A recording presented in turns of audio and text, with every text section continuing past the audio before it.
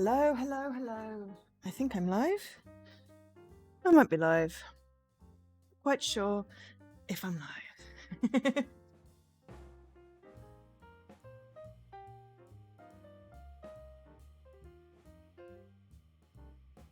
I am live. I am streaming Nicole.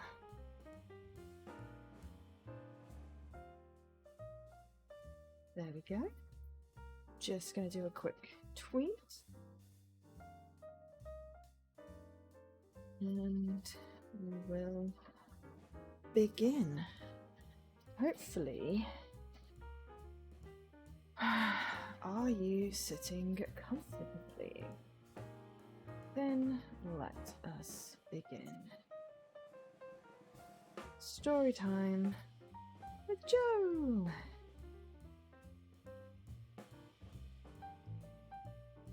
You can call me the boys over on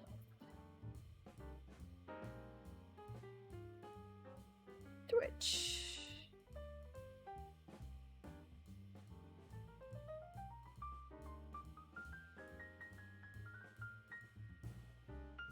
And hi, Paul.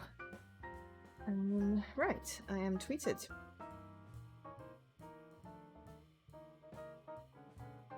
I am tweeted. And I'm live, and everything's tagging me! Yay, I like it when stuff is actually working. Good, good, good. Okay. So, it's absolutely ridiculously hot today. So, of course, I've got a lovely cup of tea, and I'm wearing jeans because it's September and I didn't expect it to be 28 degrees. Right now, it's 28 degrees in here. It is ridiculous. Oh, thanks for letting me know sound is good. So we're going to load up this, which was day 43. Wow. Yes, Dan, you can watch if you've done your leapfrog. I wouldn't want you to slack and drop out of the club. It's only because we were talking about it with Reese right before you arrived. Oh yes, we literally just had a day hanging with Kurt and Darren, where we played on roller and did econ tutoring, which was quite fun. And I think Kurt is a bit of a jerk, yes, but I think he does it as a facade, and he's probably a nice guy underneath all the jerkness. Whoa, thanks for all the hosts, everyone. Alkesh and SK and Jess and Dopey. Oh, I keep missing Dopey's streams. Also, I think I knocked my camera again. Either that or I knocked my green screen. Possibly a combination of both. So, for everyone that missed the previous two streams, this is Nicole, is a visual novel published by Ratalaika, developed by Winter Wolves. Hello, Scruff. Oh, Minecraft Dungeons. Oh yeah, we should do some co-op sometime, Dan. I'm gonna take my headset when I'm on holiday next week, so if you want to do some co-op next week, we can. Or at some point, that would be great. Because there's some co-op stuff, and also it's more fun playing with friends. So I got a copy of this game for streaming purposes, so I'm streaming it and I'm loving it. And yeah, I'm wibbling over whether one of the four boys is actually the abductor or whether it's someone else. I really don't trust Jeff, never have. I like Darren. I'm warming to Kurt, and Ted is sort of kind of rough and funny. So there we go.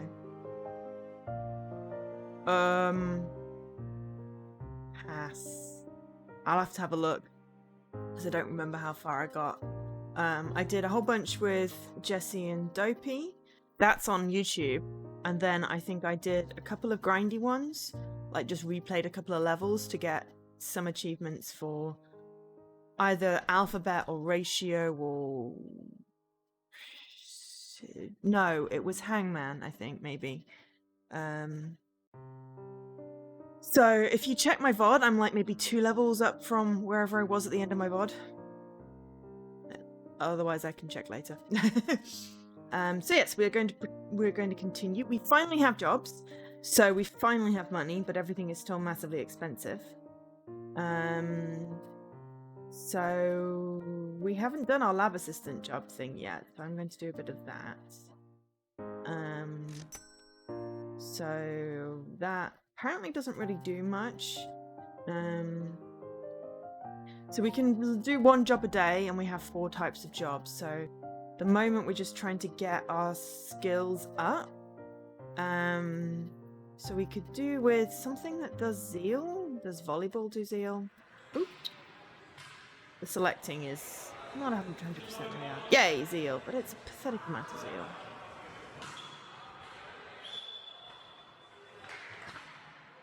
It's cool. But yeah, we should do some co-op. Wow, that was a quick day. We literally did a job and then volleyball, and that was it. Maybe the job takes 2 debts. But yeah, no, definitely we'll figure it out. Regular day in class. Oh, hello. Ted would kill me if he saw me on my phone, but I'm bored. The convenience store hasn't had any customers in hours, and I've been standing at the register doing nothing the entire time. Being paid to stand around and do nothing is actually harder than it looks. I smirk to myself as I make my text post to Roller. It will entertain myself somehow, and options are limited with just me, my phone on me. Thank the higher beings for the Roller app. I run my thumb down my phone screen, scrolling down my dashboard. Ugh, of course my dash is slow going now that I need something to entertain me. It's usually more lively around this time. Okay, I admit it, I spend more time surfing Roller than working when I have shifts here at the convenience store. Obviously, my phone is tucked in my pocket when Ted's out and about, but when he sneaks to the back... Oh, no dust, Jessie. I redid a couple of levels to get some Hangman. That was the competition I was trying to remember. Hangman achievements. Or something like that. It was a competition, and I literally just ground explosions and something. But I maybe went up like 2 levels, so I'm not that far ahead. And obviously you are included in the let's do some co-op. It's just because Dan mentioned he was doing Minecraft Dungeons right now. Sneaks to the back. When the Ted's away, Nicole will play. It's weird though. The convenience store gets very few customers. Like, okay, there are enough, but waits than I was expecting. It isn't Ted's demeanour that scares them off either. He's usually all false smiles and held back outbursts in that case. What's up? Like I said, Scruff, you're in front of me subtitles. I wonder what's up. Like I said, location is fine, staff is fine, at least half is. Stock is pretty great. Ew. Bye.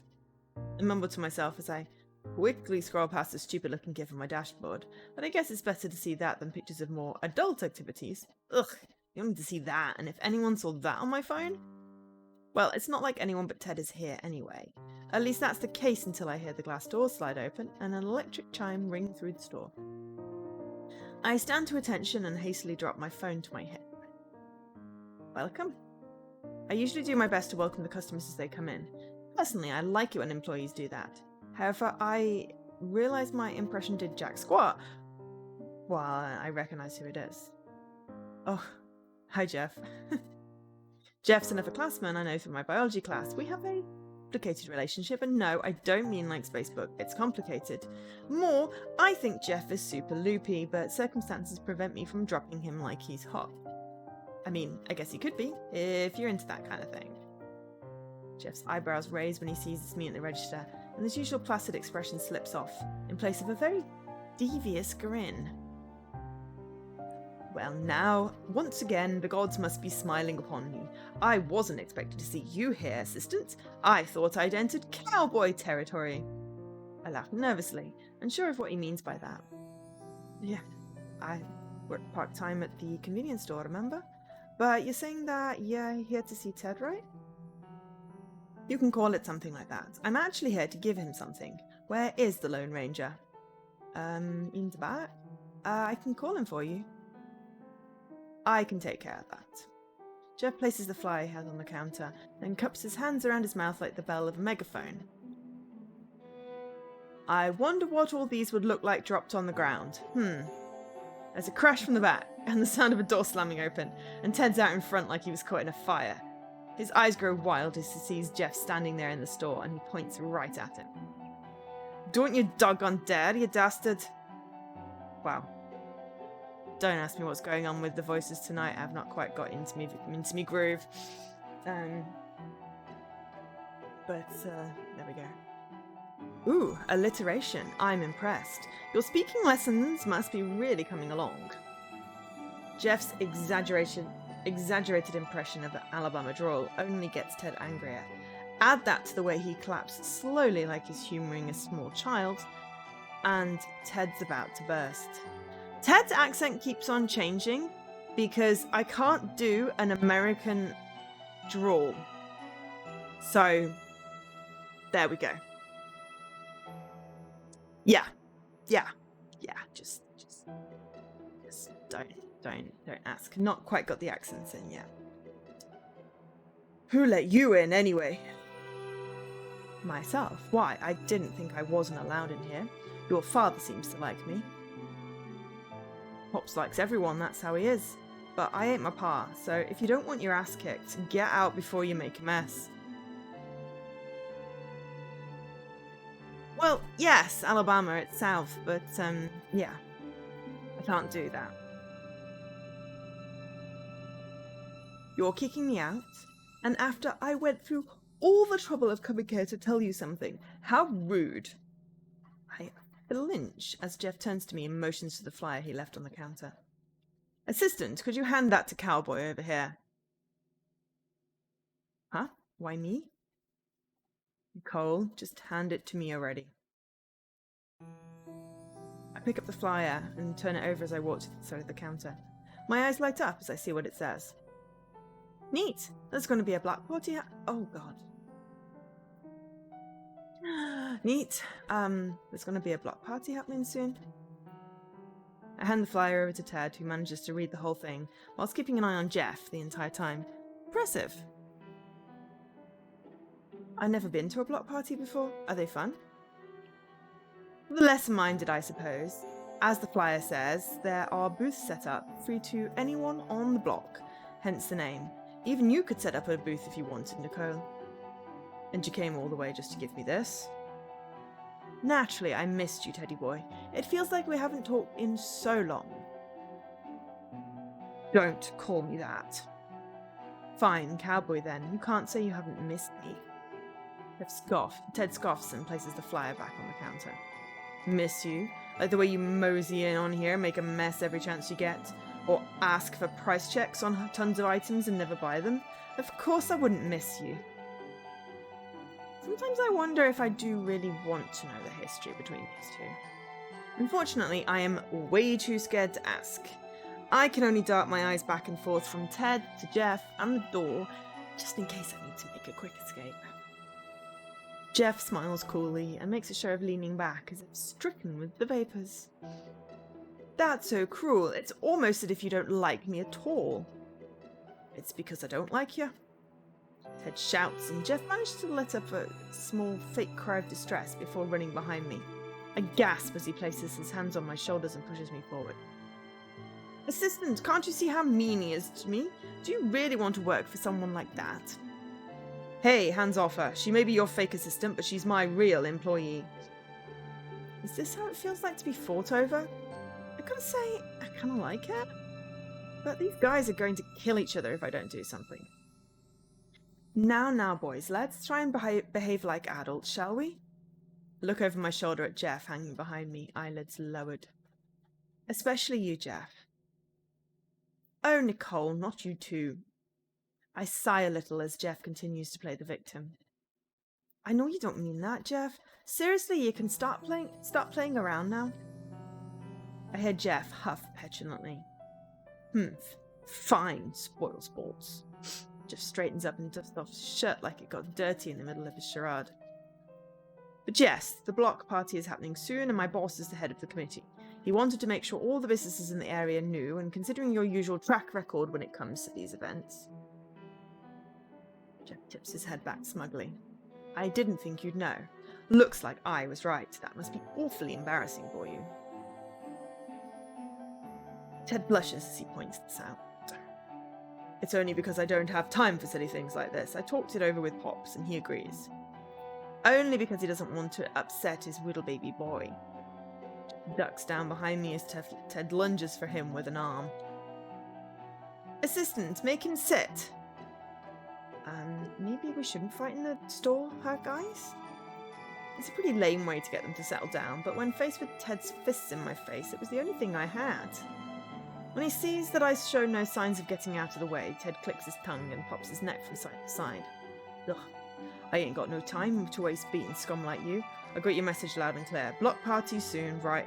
I'll be prepared when the time comes. Now, go on and get, will ya? So yes, it's Tuesday! How is everyone?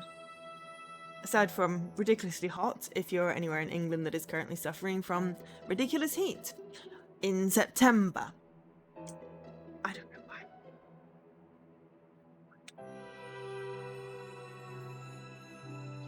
Very weird.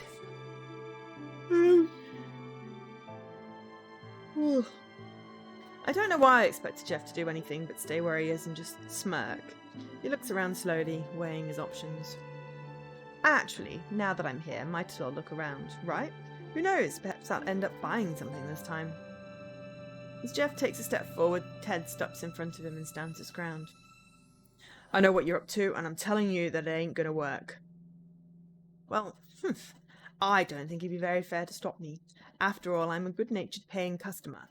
Who knows what could happen to your store's already terrible reputation if you kicked me out for no good reason. Oh, you've had perfect weather. Fair enough. I mean, yeah, it's just gone a bit sort of muggy, and as I said, like 28. It's not nice. Whoa. Thank you, Anonymous Gifter, for subs too. Who got subs? Ray, Dip Dip, McLovin. Well, cool. Samiko Penguin and Salad Fringers, minus the vowels. Thank you very much.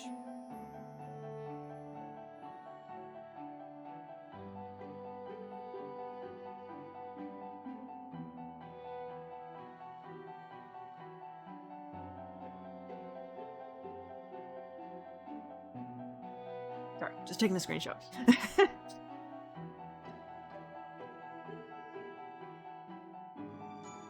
Thank you. No good reason. Okay. Ted lowers his eyelids and takes a step closer to Jeff, so they're nearly eye to eye.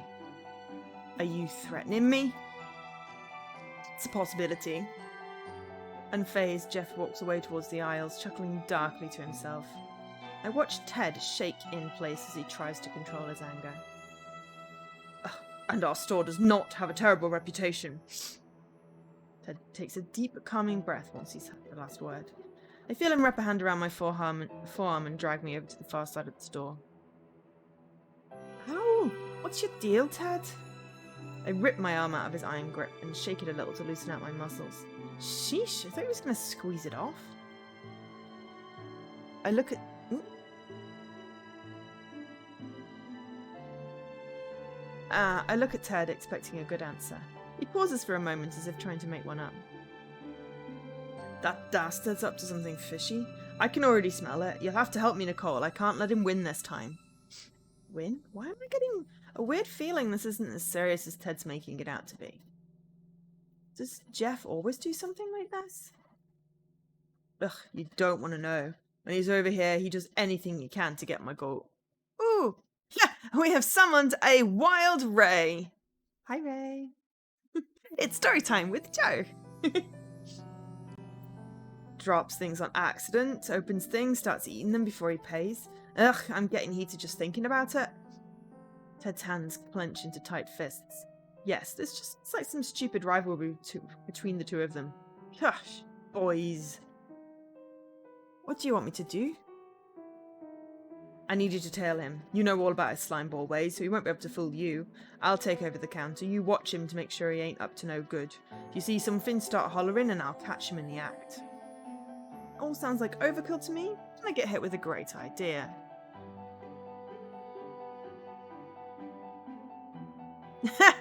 Taco Tuesday! Cool.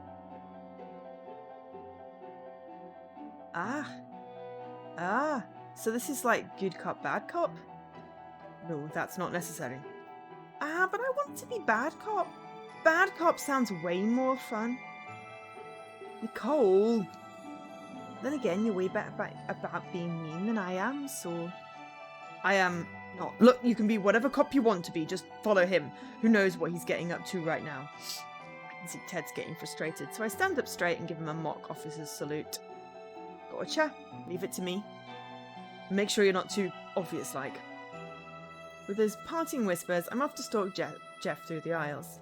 It's not that hard since he's just standing in the corner looking at the different drinks sorted into fridges. I keep an eye behind him and act like I'm arranging merch. Totally not suspicious. I'm just doing my job here. Man, please don't look over here, Jeff. What sucks is that he doesn't even have to. I know you're there, assistant. I freeze my hands around a packet of individual cupcakes. Keep it cool, Nicole. Totally not suspicious, remember? Ted sent me to tidy up the aisles a bit. I laugh awkwardly as I hold up the package. See? All messy and stuff? I see. Jeff turns from the drinks and gestures for me to come close with a curl of his finger. Ugh, I don't really want to, but he's going to catch on if I don't. I place the package back where I found it, then shuffle on over.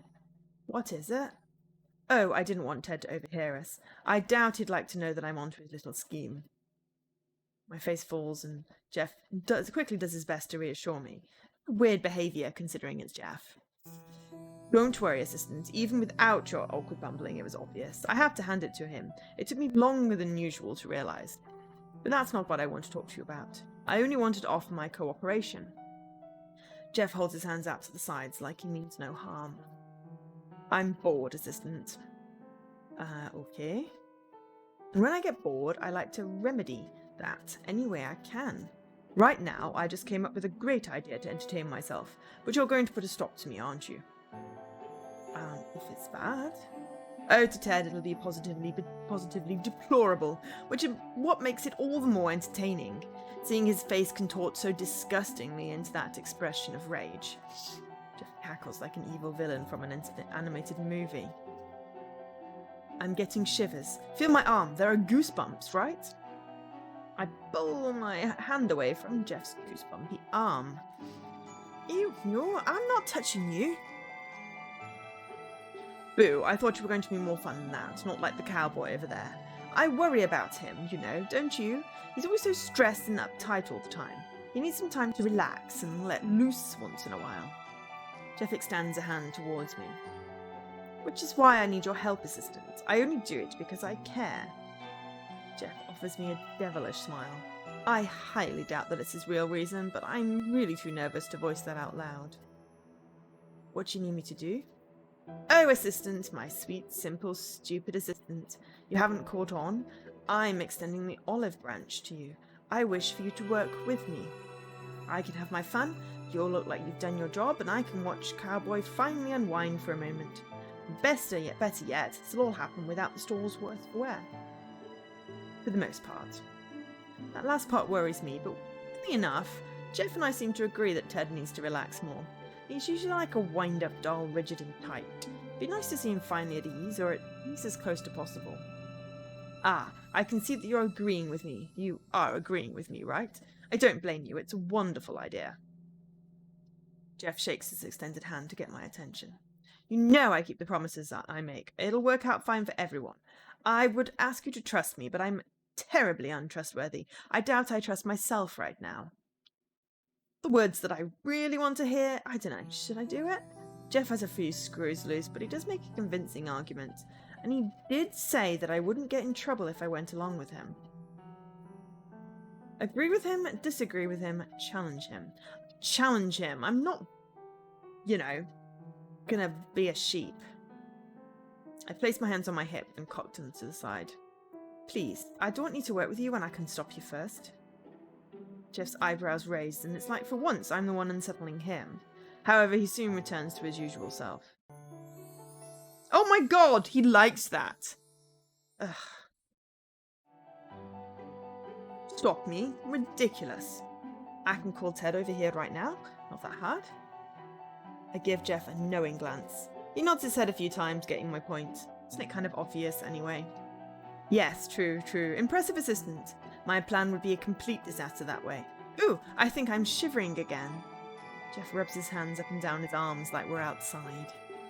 I'm definitely shivering again. Inspiring. Truly inspiring. Jeez, enough with your crazy talk. I get it already. Can you just give up now? I don't want to give Ted trouble. No, I'm afraid that's out of the question. Before I can stop him, Jeff heads to the nearest arrangement of snacks and starts switching their positions with swift motions of his hands. Hey, what are you doing? I never said I wouldn't do it if you disagreed. Really, assistant, you should have seen this coming. Crap, he's right. Jeff would do something like this if I went against him. Jerk. He cranes his neck to shout over the top of the racks, and I feel a pit of dread form in my stomach. Please don't call Ted over here. I'm up to no good over here. Damn it. Ted sprints over and skids unsteadily into view, nearly falling onto his side. He looks completely alarmed. What the heck? His gaze switches to me. Nicole, what are you, asleep? She was too busy talking to me to call you in time. It's too bad. Your little ploy might have worked out. Okay, there was no chance of it working out. I was already in the middle of convincing her to cooperate with me too. Oh, so now he suddenly decides to be honest. I want to shrink in place when Ted casts me a furious look. What? Nicole? Sorry, it's not like I took him up on it. Yeah, a lot of good that does now. Jeff continues to switch the products around, whistling weirdly in tune as he does so. No, you don't. Arms outstretched, Ted races for him, but Jeff ducks down, nearly breaking into splits to avoid him. Okay, I'm liking the music change. He kicks off from his spot and races behind Ted to wreak his havoc on more aisles. You'll have to catch me if you want to stop me. Ted curses under his breath and takes off after him. Wow, he's way more fit than I thought. He's pretty fast. Nicole, we'll have to corner him. Take the other aisle. Okay. I, on the other hand, am not athletic enough for this. Ted beats me to the other aisle and I stagger onto the other side, trapping Jeff in the middle. He continues to nonchalantly switch stuff around. Seeing me, Ted nods and goes after Jeff again, super fast. I stay where I am, knowing better than to get in the middle of them. I don't want to lose any body parts here. Ted drops low and swings his leg to catch Jeff by the ankles. However, at the last second, Jeff jumps over it in a weird feat of acrobatics. Do these guys practice or something? Ted tries to get to his feet, but Jeff scoots past him, waving a packet of red and blue popos as he retreats. Say, how much for one of these, cowboy? I ain't selling you dirt off the floor here. I'm tempted to try and break this up again, but when I notice the two of them are smiling, I want to roll my eyes. This is totally a big game to them, even if Jeff is the only one who realises it. I guess through all their bickering, these two like each other more than they think. Really? I mean, what are guys? I don't understand how this is fun. But that doesn't really say a lot, considering how much they must hate each other. Ted's close to getting Jeff in his grip now. His hands are nearly an inch away and he makes one last desperate attempt to claw at Jeff's sleeve. He comes up with nothing but air as Jeff spins in place, brushing past him. You little... Jeff tosses the popos back at Ted, smacking him right in the face. There's a sound of crinkling plastic as the package falls into Ted's dazed hands. I try my best to stifle my laughter at the sight. Even as far as I am, there's still a chance Ted might hear it. I change my mind. I'm not really in the mood for sweets anymore. Jeff turns and starts backpedaling out of the store, waving as he does so. I better get back to work. See you later, assistant, space cowboy. By the time Ted reaches the sliding doors, they're already closed on Jeff running back to the pharmacy. Ted looks about ready to crush those popos between his fingers. That slippery little bug. He's breathing so super hard that he can barely talk. Hey, are you okay? I hurry to his side, but Jeff holds out a hand to prevent me from getting too close. I'm good, don't worry, just a little exercise is all. Ted places his hands on the back of his hips and arches his back, taking a deep breath. That was way more than a little exercise. Shut it. I said it's a little exercise, so it's a little exercise. Okay, fine, it's a little exercise. Got it. I look uneasily to the side, not sure of what else I could say. So, Jeff's pretty crazy, huh? Don't ever mention his name again. It's banned from now on around these parts. Tev huffs and goes back to the aisles to assess the damage. Well, that topic change didn't work too well, but Ted isn't beside himself with anger anymore, so it's all good. At least that bastard didn't switch too many things around. We can get back to normal easy. Can you help me? Sure, I'll start here at this aisle. Nice, I'll take this one then. The two of us proceed to get to work to undo the results of Jeff's little trick. It could be harder, I guess. At least Jeff didn't do anything too drastic.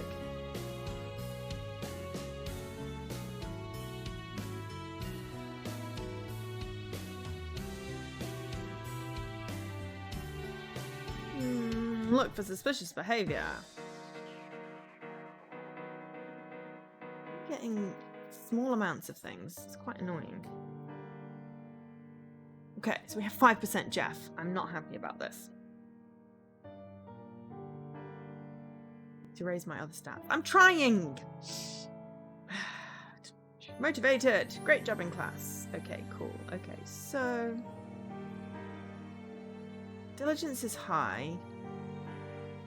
My park volunteer stuff. Amity.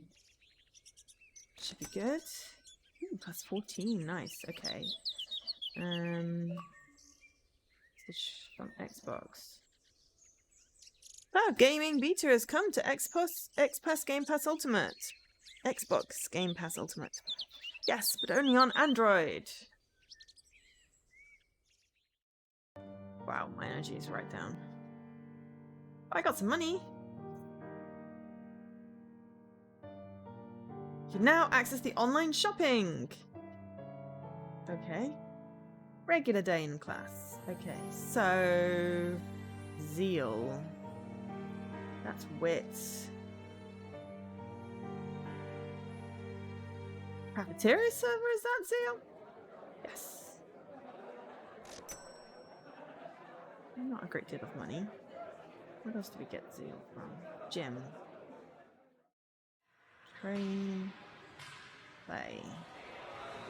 Very much Zeal. Oh god, we've got massive loss of energy. Good night's sleep. Okay, so...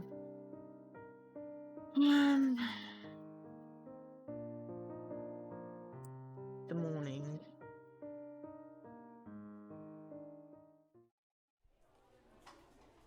See, feels like... nothing's rising particularly fast.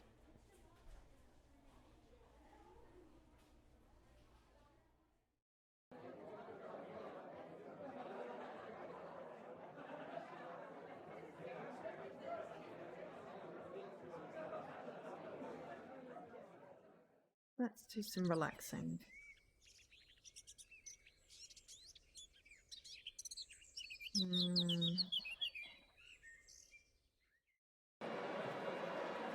This bit of else.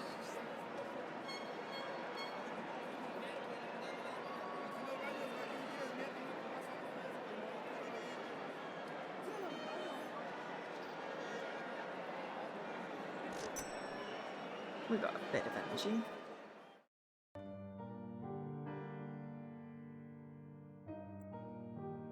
Yeah, we had a whole gift thing. Online shopping.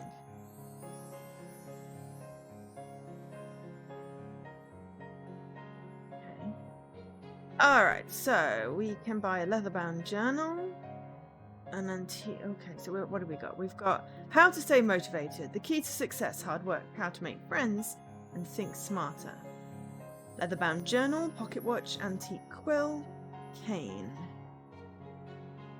Piggy bank, day planner, booklight, Under Armour, school pennant, belt, coffee thermos, USB laptop charm, all-purpose cleaning cloth, football pillow, fuzzy socks, MP3 arm brace, rucksack, earbuds, keyring, scarf. So we can, there's 5 gifts apparently for each, that work for each boy or something like that. 5 perfect gifts. But I've got 3 pages of 8, so there's 4 other gifts. Yes. Unless they're the books, and that's probably makes sense. So out of the other ones, so like leather-bound journal very much says sort of Darren maybe. Obviously like the school pennant is more Kurt. Like the football pillow, definitely Kurt. Actually maybe the leather-bound journal is more Jeff. The cane tells me Jeff as well. I think the pocket watch might be Darren. USB laptop charm would definitely be Darren. Day planner, piggy bank, Under Armour. All-purpose cleaning cloth tells me Ted.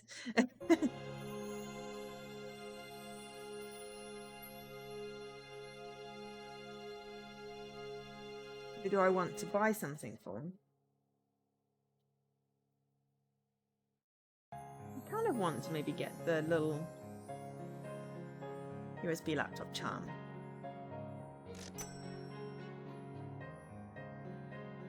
For Darren. Okay, select this button. Oh, I can use it for myself. Okay.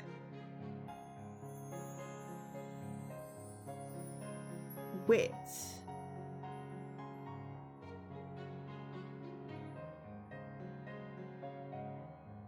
I'm gonna be sneaky and do a save.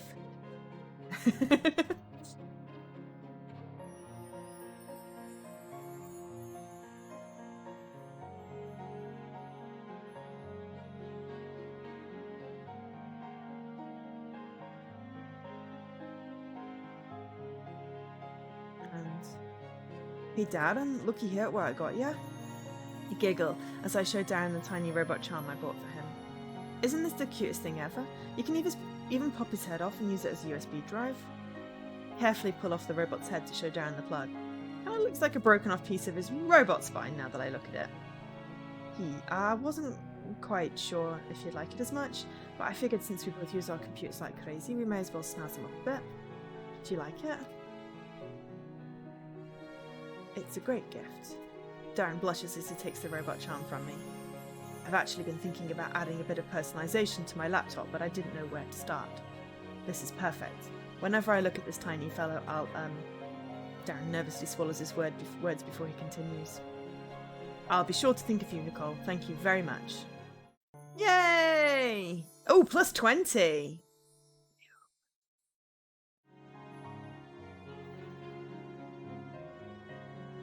Okay. The afternoon, so we should be able to do a job.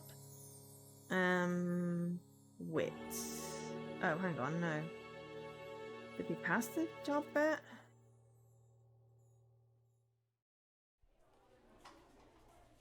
We've got some wit here. We must have passed the job bit. Okay, fine. It's just a little bit confusing.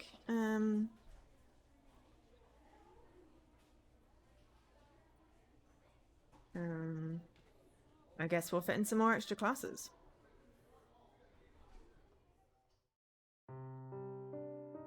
Yay, now we have 40% Darren! Everyone enjoying story time?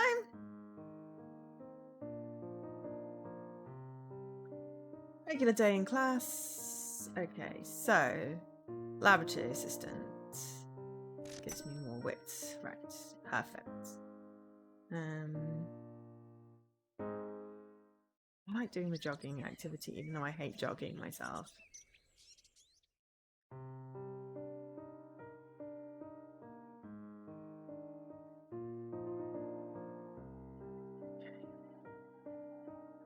Okie dokes. So, amity part volunteer?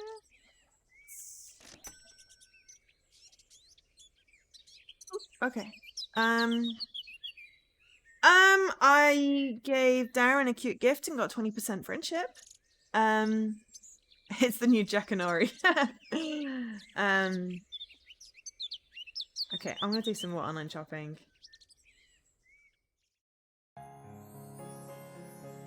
It's the guess which gift is the person time. I'm gonna go with football pillow is totally Kurt. But again, I'm just going to save just in case. So Darren is wit. Darren is wit. Kurt is amity.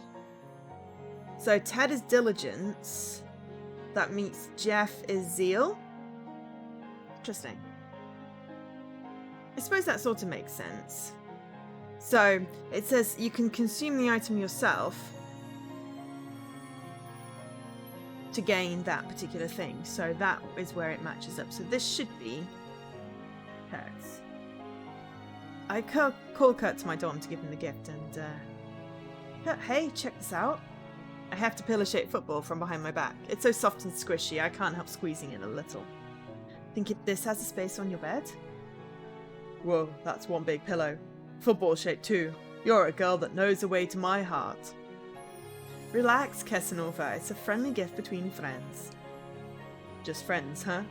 And here I was about to say it has a place on my bed right next to you. I ignore Kurt's flirtatious tone and roll my eyes. I'm returning this? Oh, come on, I'm kidding. I like it, Nicole. Seriously. Kurt winks at me playfully and tucks the pillow under his arm. Thanks for this, Nicole. Don't forget, that space on my bed is always open. Oh. So, plus 16. Okay, interesting. So obviously there are good gifts, bad gifts. Maybe I should say before I buy it. But anyway. I gotta earn more money, so... If I remember to do the job thing first, before I spend the money, it'd be better. I should do a zeal job. The zeal job. That's wit. Zeal is cafeteria, I believe. It's not much of anything, really. Gym. Volleyball? Oh god, that gets nothing! Is the stats being just completely oh, I've got no energy.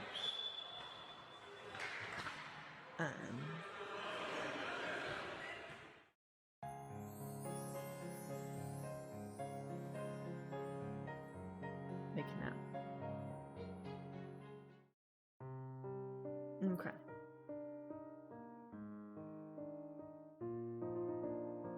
Each investigation option increases the clue's value. The value increases at regular intervals or offers some mystery scenes. Okay, we've got to get it up to 99999. So yes. Ooh, today in class is terrible. I can't concentrate. Okay, so zeal. It's still not that, no matter how many times I go to it.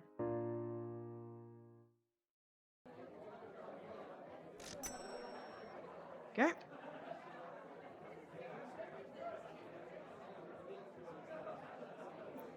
Let's see what else is shoppable. Okay, so if we save it before we buy, just want to see what the options are. So, I mean, we'll see if we can guess.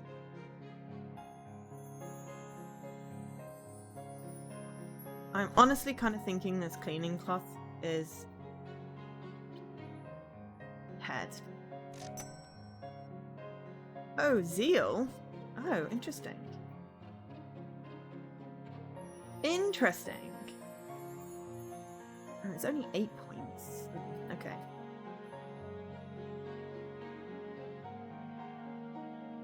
Sorry, I don't want to waste my money.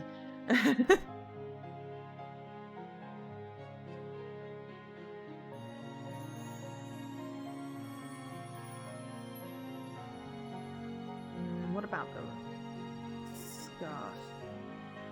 Rucksack?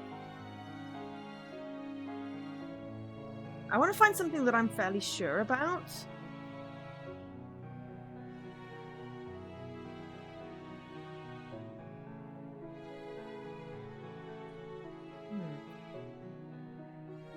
I mean, I'm sure about the pennant for Jeff, but that's unhelpful.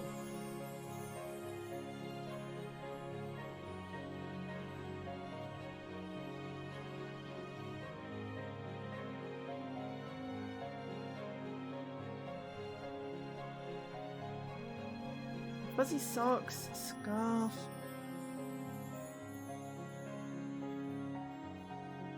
Can't afford the journal and stuff. Antique quill.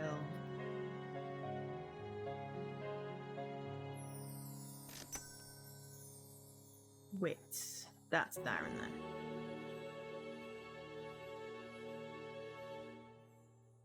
I want to find something for Ted.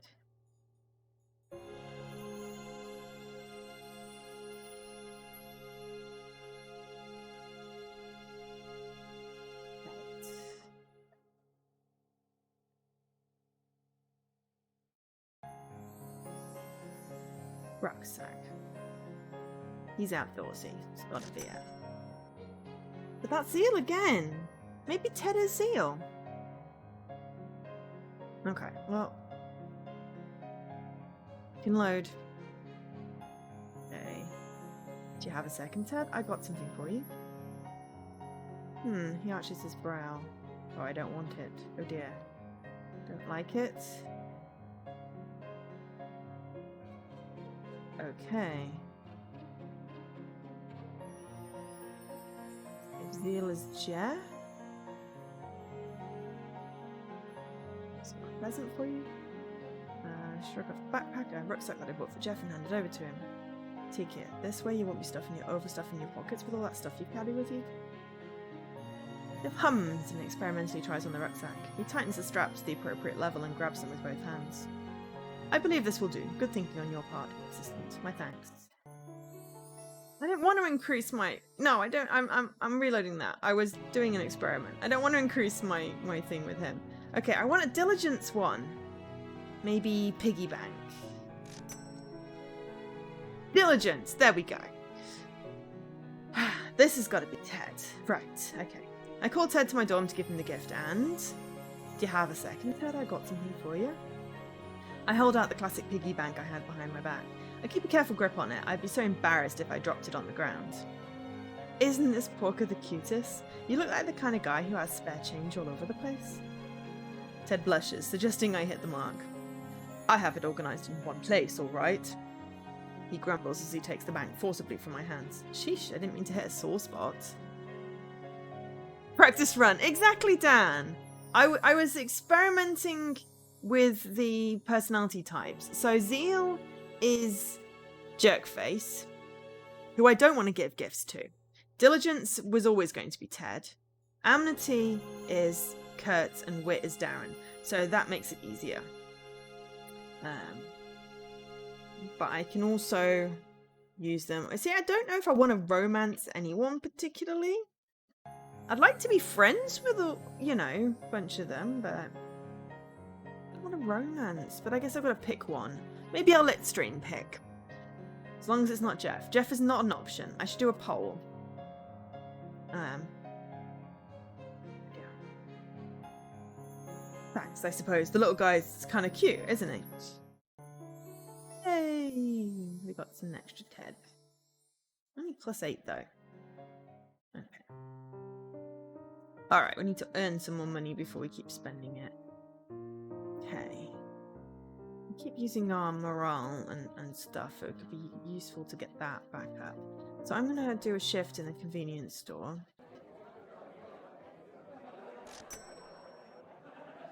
Oh, that was terrible. Ugh. Relax in nature. Try and get my thing back up. Fire ants. Oh god. Okay.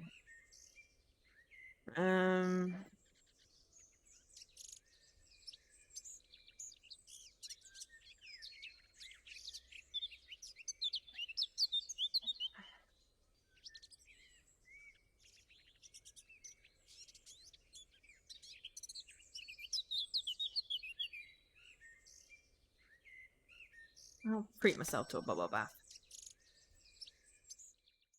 Okay. Mystery progress. Oh, I've just realised that's going up a little bit. Day 54. It's just really hard to get the clues up, and everything is just so slow to increase. But I've got 40% Darren, 36% Kurt, 23% Ted, 5% Jeff, because we don't like Jeff.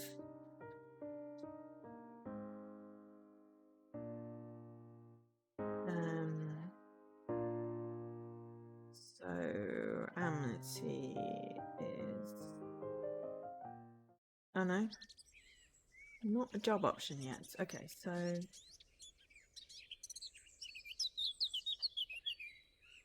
it's jogging. Oh, it's Saturday. See, it's all like tiny amounts. Okay, let's look for some clues. Go home. Just take a nap.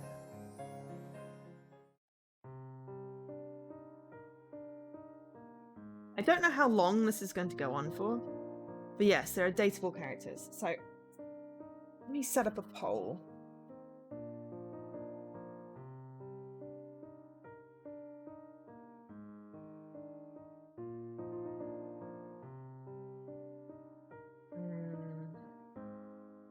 Poll. New poll. Who do I date? So we're going to have Kurt, football jerk, Ted, grumpy guy, Darren, shy guy. I mean, I should make Jeff an option because that's fair, but I really don't. Oh, this is Nicole. It's a visual novel developed by Winterwolves and published by Ratalaika. And it's quite fun because there's like stats and stuff, so it's not just boop through all of the things really, really fast. Ow. Sorry. I had rubber bands around my wrist and it was hurting. But basically we're at university and then we're trying to figure out a mystery. Okay, Jeff.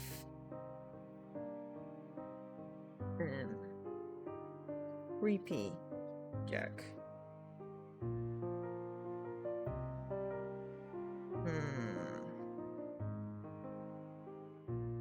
Yeah, Nicole. Sorry, there might be a delay.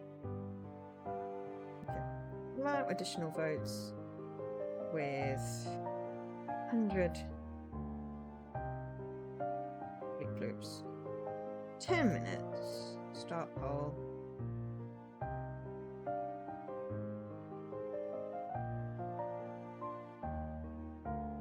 Okay, I did the poll.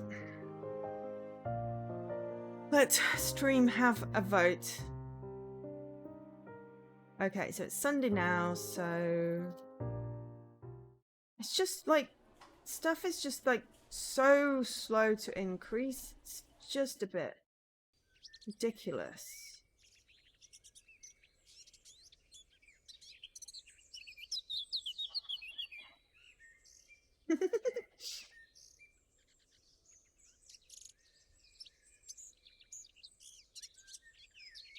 Relax.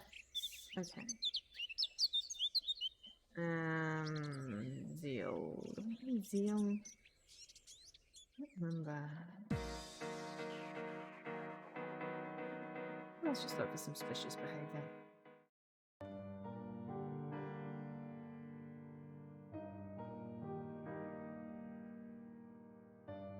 And I will settle any draws.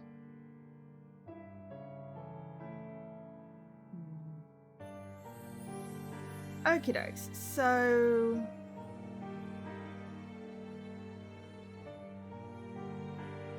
park volunteer. Amity. Okay. So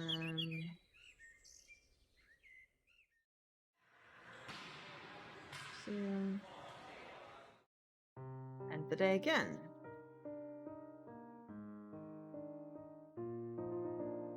Regular day. Okay. Zeal. What? No, that's wit. Zeal. Cafeteria.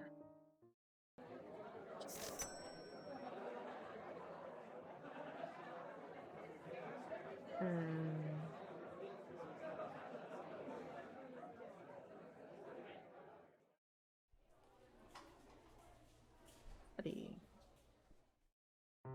Okay. Just about making job performance and earning money preferred by there. Okay. High diligence. Some morale and energy. I need to get my morale and energy up. Okay, so I also want to keep doing jobs. Let's do a lab bit.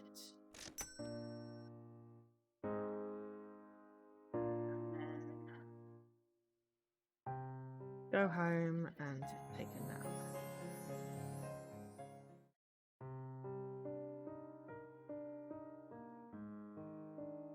Yeah, so the mystery progresses are all nearly up. Which way am I pointing? There, nearly up to the N. So we're increasing our mystery progress. I guess we're just sort of working our way through stuff. So zeal, cafeteria. Oh God. I guess we'll just take another nap.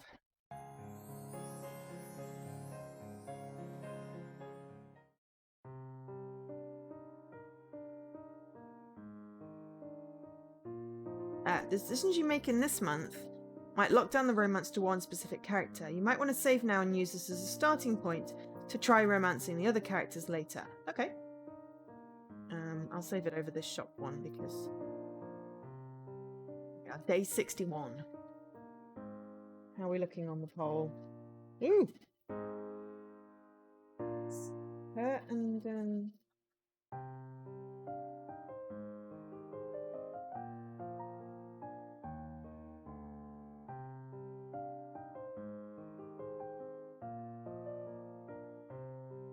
Just do thing for... We got blockchains. So, just doing what? Greece. There we go.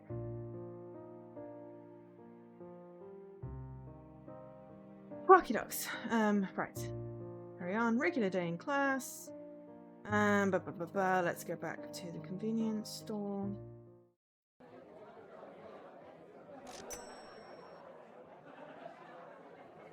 I feel like we need to do morale boosting something or other. Boost my morale.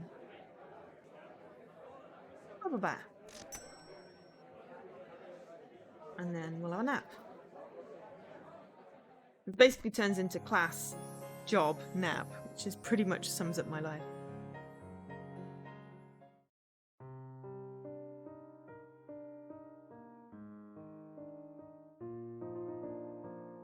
Okay, so we're back on a weekend. So pharmacy, one of those boosts my morale. Seems to be massively down. There we go. I know we spent a chunk of money, but look, it's right back up now. We're good. Okay, so I'm going to do... some extra classes, and then for clues, newspapers, and then examine at night activities. Which gets us, yep. So the clues is definitely the mystery progress thing. So we're doing quite well on that.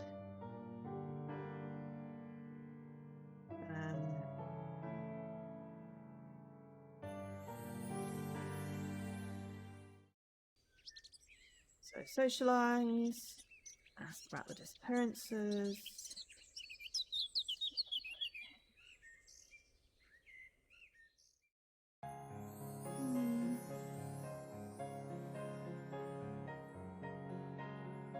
Do homework. So a little bit of online shopping. So we have 3 votes so far.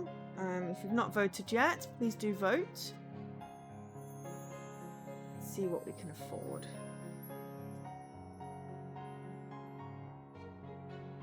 If people want us to romance Kurt, then I'm guessing Pennant.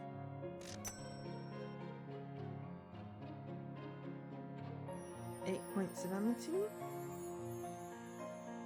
I call Kurt to my dorm to give him a gift. Kurt checks out. Take out the school pennant I brought and wave them around like a real flag. I've always thought these were cool.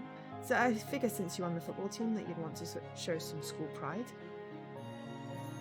I can see what you mean. This would probably look pretty killer in my room. I'll hang it on the wall somewhere. Thanks, Nicole. I like it. Woohoo! There we go. +4? Oh, okay. Oh well. Both me boys are at 40. So that's pretty cool. Okay, so to win the heart of a character, besides having a good relationship value with them, you need to have a higher value over 900 in a specific stat. Okay. You voted for the leader because you're a sheep. Okay. I think Kurt is winning. That's fine. He's not quite as much of a jerk. He does try. Okay, so if we're going for Kurt, we need amity. Which is that.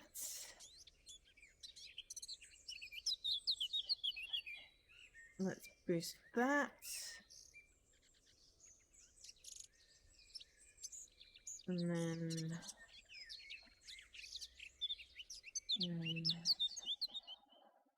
socialize.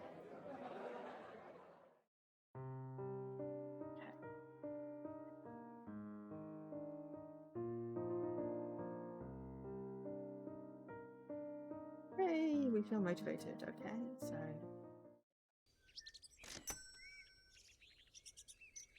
oh wow. Okay, now Darren is winning. Okay, Darren is wit, so we'll do some wit. What was wit? Study? Yes.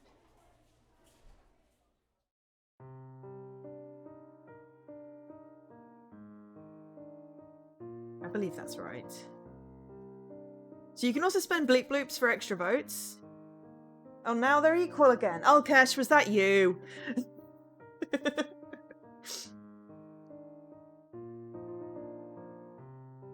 Okay, so we should get our wit up. Wit, I believe, is lab.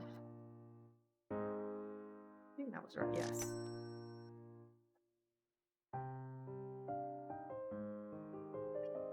I'm only saying it because you usually do the whole thing where you make it a tie. Based off past behavior. No, not call it. Whoa.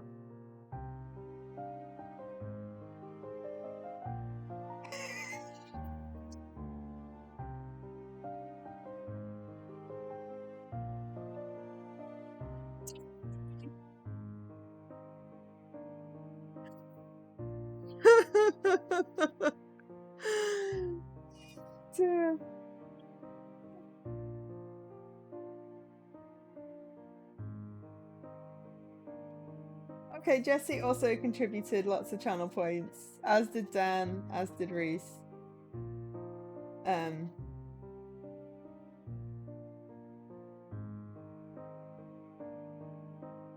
So Darren wins. Shy Guy. Okay. With 35 votes against 26. No one likes Ted or Jeff. It's okay. Okay, so we're going with Darren. I'm happy with that result. Whoa, all the hosts. Hang on. You were aiming for the tie.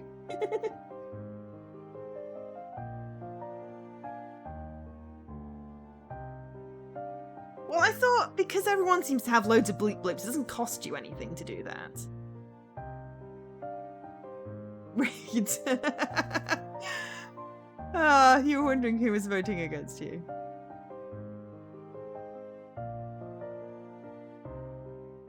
Oh, you stuffed both boxes. Interesting, Jesse. Interesting. Also, thank you for the hosts. I'm Paul, Scruff, and Jesse. And hi, Mr. Coolness. If I didn't say hi before, and Reese, and everyone. Hi, everyone. So we're dating Darren because I didn't want to have to choose. Okay, so Darren is wit. So we're going to be witty. Witty and pretty, and you know. Oh, and thanks for the host, Mr. Coolness. Right, so.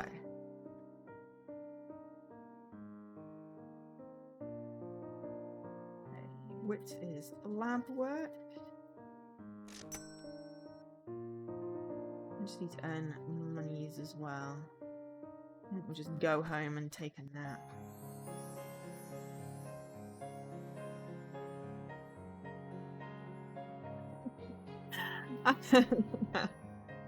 I did it for like 10 minutes.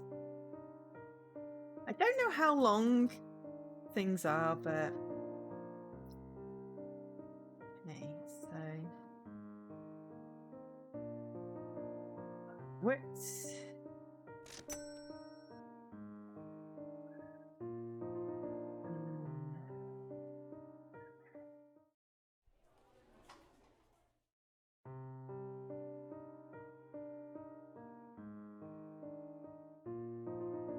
And it's a weekend again. Okay, so I believe we get wit with extra classes. And let's do some searching. Oh, hydrates. Yes, I should probably do that. Thank you.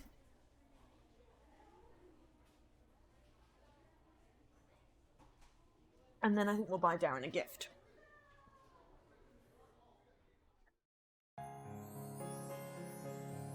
But because I'm a wuss, I'm going to do a save.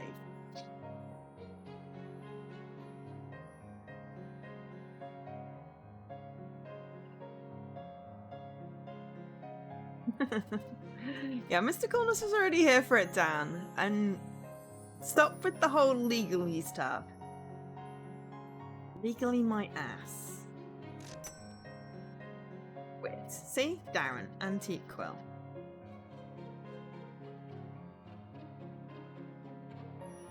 Down to my dorm to give him a gift, and... Hey Darren, looky here at what I got ya. I show Darren the quill and ink while I bought him, carefully balancing the objects in both hands. You voted for none of the above as a standard. Fair enough. Yes, I have a law degree. It's fairly useless, but Twitch polls are not legally binding, unfortunately. You like this kind of old stuff, right? I don't think you can use it for notes, but if you're feeling fancy, I think it can work. Goodness, this quill does appear to be a fine quality. Darren nervously takes the gift as if he's afraid of dropping it. It came with its own ink. That's certainly generous. Ahem. Thank you, Nicole. This will look great on my desk. Oh, only it's 12? Okay. I got a plus like 20 the first time. Okay. Darren is pulling in the lead. We've pretty much just rated the guys in the order of how I like them, I think. Are elections not polls? Are they legally binding? Okay. No! Legally binding means you can sue someone if they don't do the thing. And elections are different.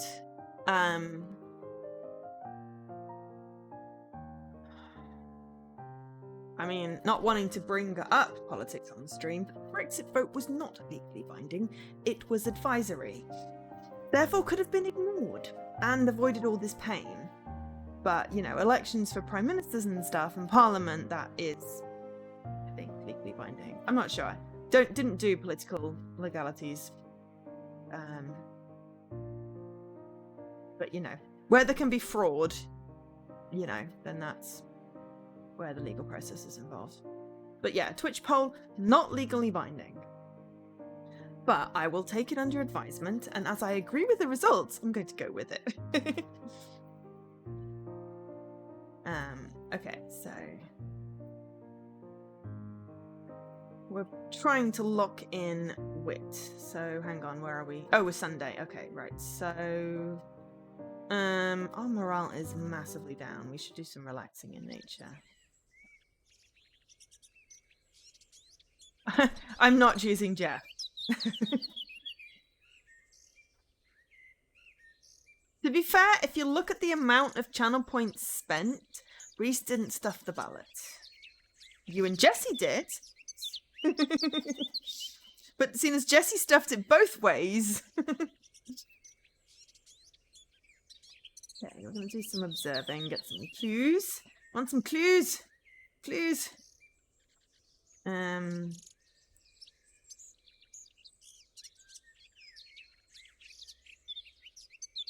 You thought you voted 30 times. Oh, right.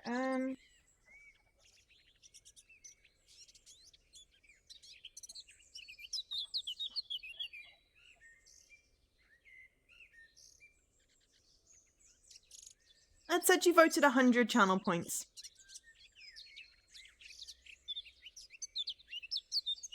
Yeah, that's what I thought. No, it said 24,000, sorry, 2,400 channel points spent in total. But that was mostly Jessie. Reese only ended up spending it once. Maybe you have to click the button like a lot of times.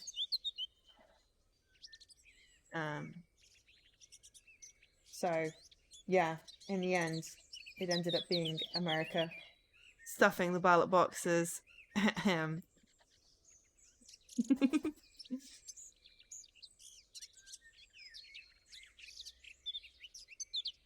You voted 4 more extra times, Dan. So technically, you know, you're the one with the funny business.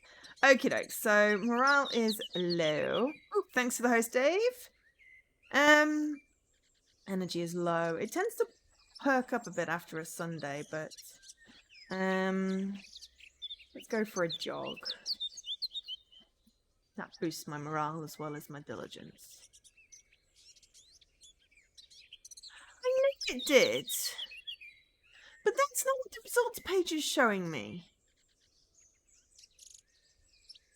Yeah, it's weird. It says that, like, Reese voted 1 extra time, you voted 4 extra times, Dan, and Jessie voted 19 extra times. But it did also say at the very end that, like, Reese spent, like, 2,500 points, so I don't know what happened there. Twitch's numbers are slightly wonky sometimes. Anyway, right. Oh, I am ridiculously hot.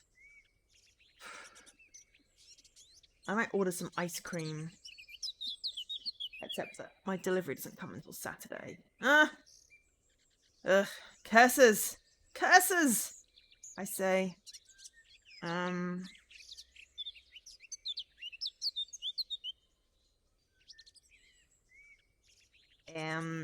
I'm just gonna have a nap. It's Sunday. Take a nap. Boom. Right. Mystery is progressing. We are plus energy and plus morale for the day. How likely am I to do a poll again after this? Well, I mean, I did a poll for red or blue when we had the whole coin face thing, which worked pretty well, though I think that was a draw as well. This one, I enabled channel points. I think that was a better idea. I like the results, so I will probably do a poll again. I may use it liberally during Extra Life to vote on what I do next, game-wise. depending on how responsive people are. But it really depends on people participating. If people don't participate in the poll, then I don't do the poll. Simple as that. I like them.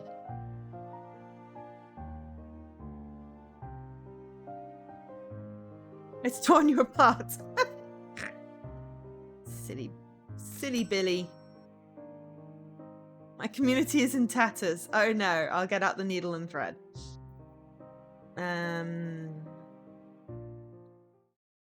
Study.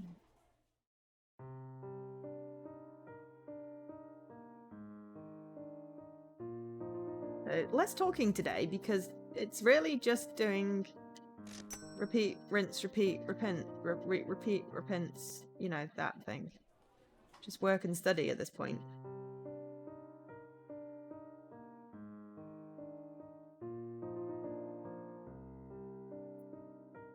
Work in the lab during the day. Study in the library. Oh. Ooh. All right. Okay. I got 0. Oops. Okay. So then go home and have a nap. On Wednesday, apparently.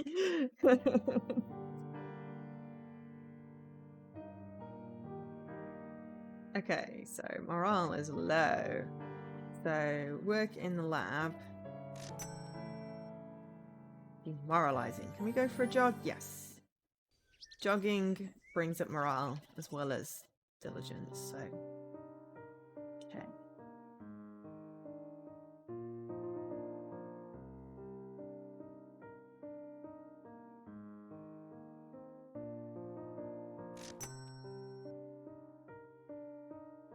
So we're going to switch with doing some jogging and working.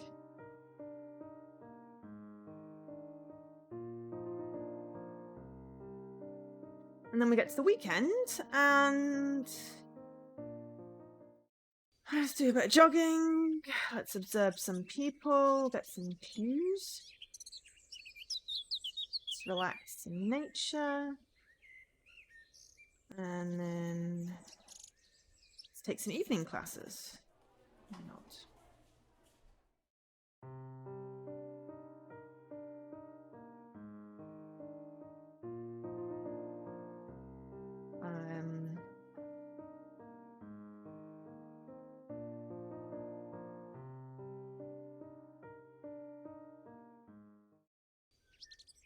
Do some jogging. Observe some people.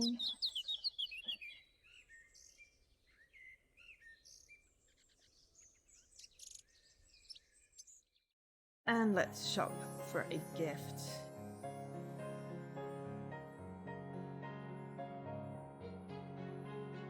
Leather-bound journal.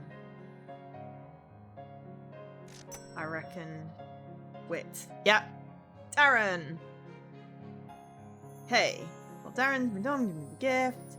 If you heard I got you. Woo! Doesn't really react. Oh no. You hate it, don't you? I don't... Oh, right. It says wit. It's wit. Oh. Fail. Surprise again.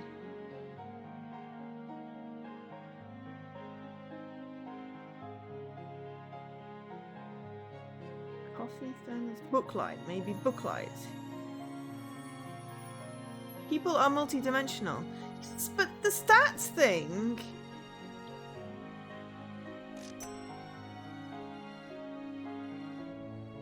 Wit.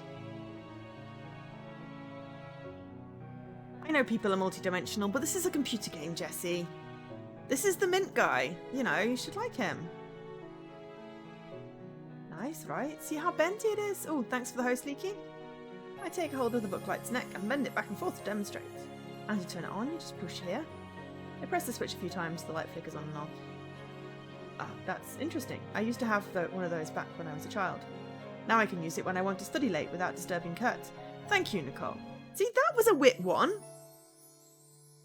Why did that not... Why did the other wit one not work? Interesting. So that's 3 gifts we've given him. They all have 2 dimensions. Exactly, Reese. Exactly. Okay, so morale is back up for Monday. Energy's a little low. Back to rinse, repeat, lab work. Then library and study.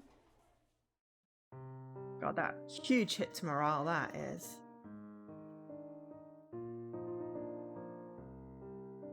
Can't concentrate. Rinse, repeat, lab work. And then I think we're going to go... No, we're going to treat ourselves to a bubble bath? No. Nap's better. Cost-wise, even though it takes 2 turns. We ended with a net gain. There are only 5 gifts that each boy will like.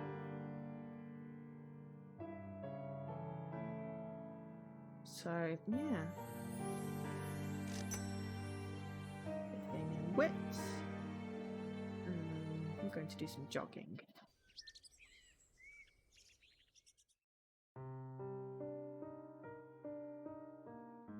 Wit is Darren.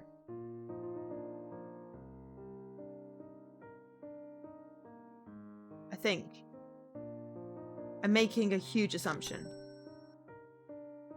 Based on diligence as Ted, amity as Kurt, and zeal as Jeff. Wit being Darren. Except he didn't like a wit thing. What a hoot.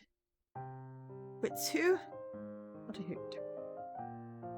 Right, so my energy is mega low.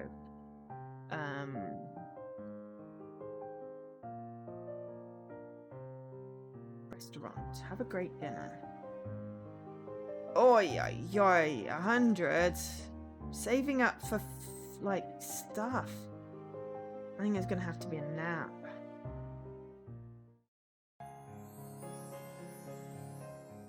Energy massively low. I need a pharmacy boost.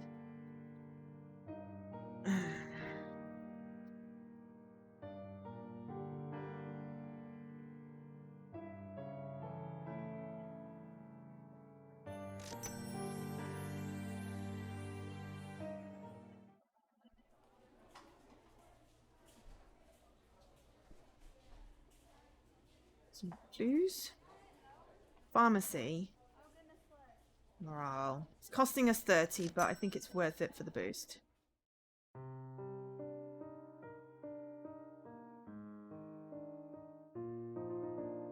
Now we're at the weekend.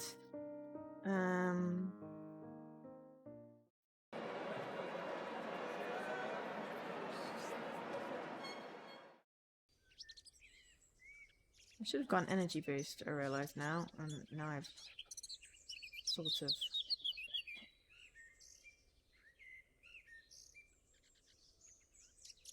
I seem to be getting slightly more.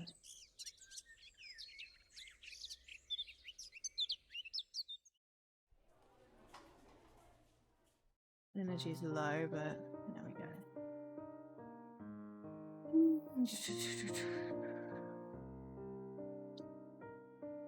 Sunday, let's just start with a nap.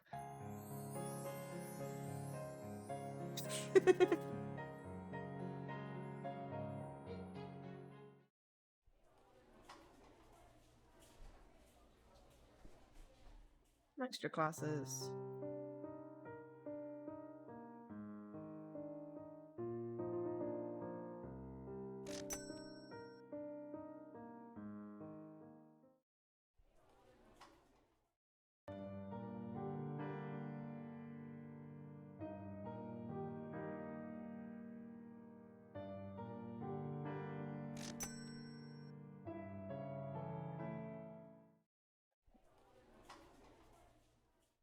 Ooh. And I cut it close here. This is way too late a time to be just getting back to school. I hit a clue threshold. Thought it'd be fun to go out into town and explore a little bit, since I never had the chance.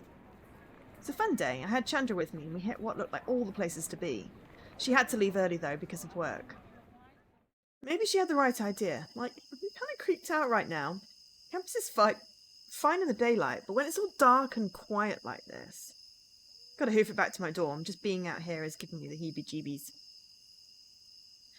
I hold my shoulder bag tightly to my side. Ooh. And hurry along the school path. My dorm should be to the right from here. I think. Where am I? I look around and I've no idea where I am. I'm so sure this is the same gate Chandra and I left from. All I need to do is backtrack, right? Apparently not, because, oh my god, I am so lost in the dark, this is not good. Pap on your phone.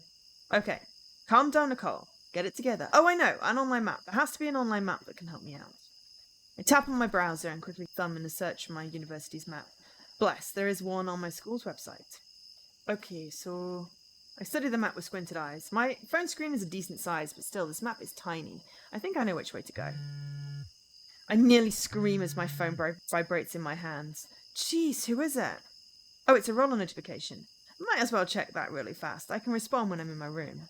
But wait. I swear I just heard something right now, like rustling grass. I tense up. I can't see anything in the dark, and I'm not about to call out for someone like that person who dies first in horror movies. Maybe it was a trick of my mind. Probably just imagined it. No. I heard it again. Someone's here. I am not crazy. I yell as I sprint away, literally running for my life back to where I hope my dorm is. My heart is pounding in my chest as fear runs through me like chilling ice water. I don't even know where I'm going. All I know is that I need to get away, far away from there, away from whatever the hell was back there. Thankfully, I actually do make it back to my dorm building, and I race inside and slam the door shut. In the artificial light, I actually feel a whole lot safer than I did outside in the dark. I race to my room and open the door so fast that I surprise Chandra sitting at her desk. She looks at me concerned. I'm breathing so hard it must look like I've been running a marathon. Is everything okay? You look scared to death. It takes me a few moments to catch my breath. Oh man, Chandra, I was so scared. Okay, I was like walking back from town and I totally thought I heard something on campus. Thought it was nothing at first, but then I heard it again. I got so freaked out that I ran back here as fast as I could. Oh, that sounds super scary. I give Chandra a hard look. What's with that tone in your voice? Tone? You think I'm crazy, don't you? No, not crazy. It's a kind of mean way to put it. Chandra bites her lip nervously and glances away. Just thinking that maybe it wasn't anything and you just thought it was someone out to get you. Like, hello, there have been disappearances lately. But I thought you said you weren't worrying about those. I know, but it was scary, okay? Just take my word for it. I huff and plop my bottom down on the bed, trying to ignore Chandra's apologetic smile. She gets 10 seconds of my pouty face, no exceptions. At least you're safe and sound now. Thankfully, all I need now is to relax and talk to my mummy. Hearing my mum's voice is sure to calm me down, but I better not mention just what happened. I'd have to explain why I was out so late, and I know that'll definitely make her freak. I reach in my pocket for my phone and bring an empty hand to my ear. Huh? I stand up to pat all my pockets down, but it's useless. I can't find my phone anywhere. This is not good. Not good at all. I think I dropped my phone out there. Chandra turns in her seat alarmed. Are you sure? It's not in your bag? I know for a fact I didn't put it in my bag and it's nowhere in my pockets. Ugh, man, I was holding it right before I started running. I have to have dropped it. I turn back to the door, but I stop at the sound of Chandra jumping from her seat. Hey, don't go looking for it now, it's so dark. But I need to have my phone. I can't leave it out there for someone else to find. Nicole, it'd be better to go in the morning. Don't you think, even if someone finds it, they'll probably bring it back to Lost and Found? Or steal it. Or that. Chandra shyly glances away, but perks up, right back up as she comes up with something to cheer me up. Don't worry, Nicole. I'm sure that won't happen. I hope not. I'm going to die right there. The thought of someone else finding my poor phone does get me nervous. But Chandra's right. Going out to look for it now would be useless and stupid. I just have to hope for the best and look for it tomorrow.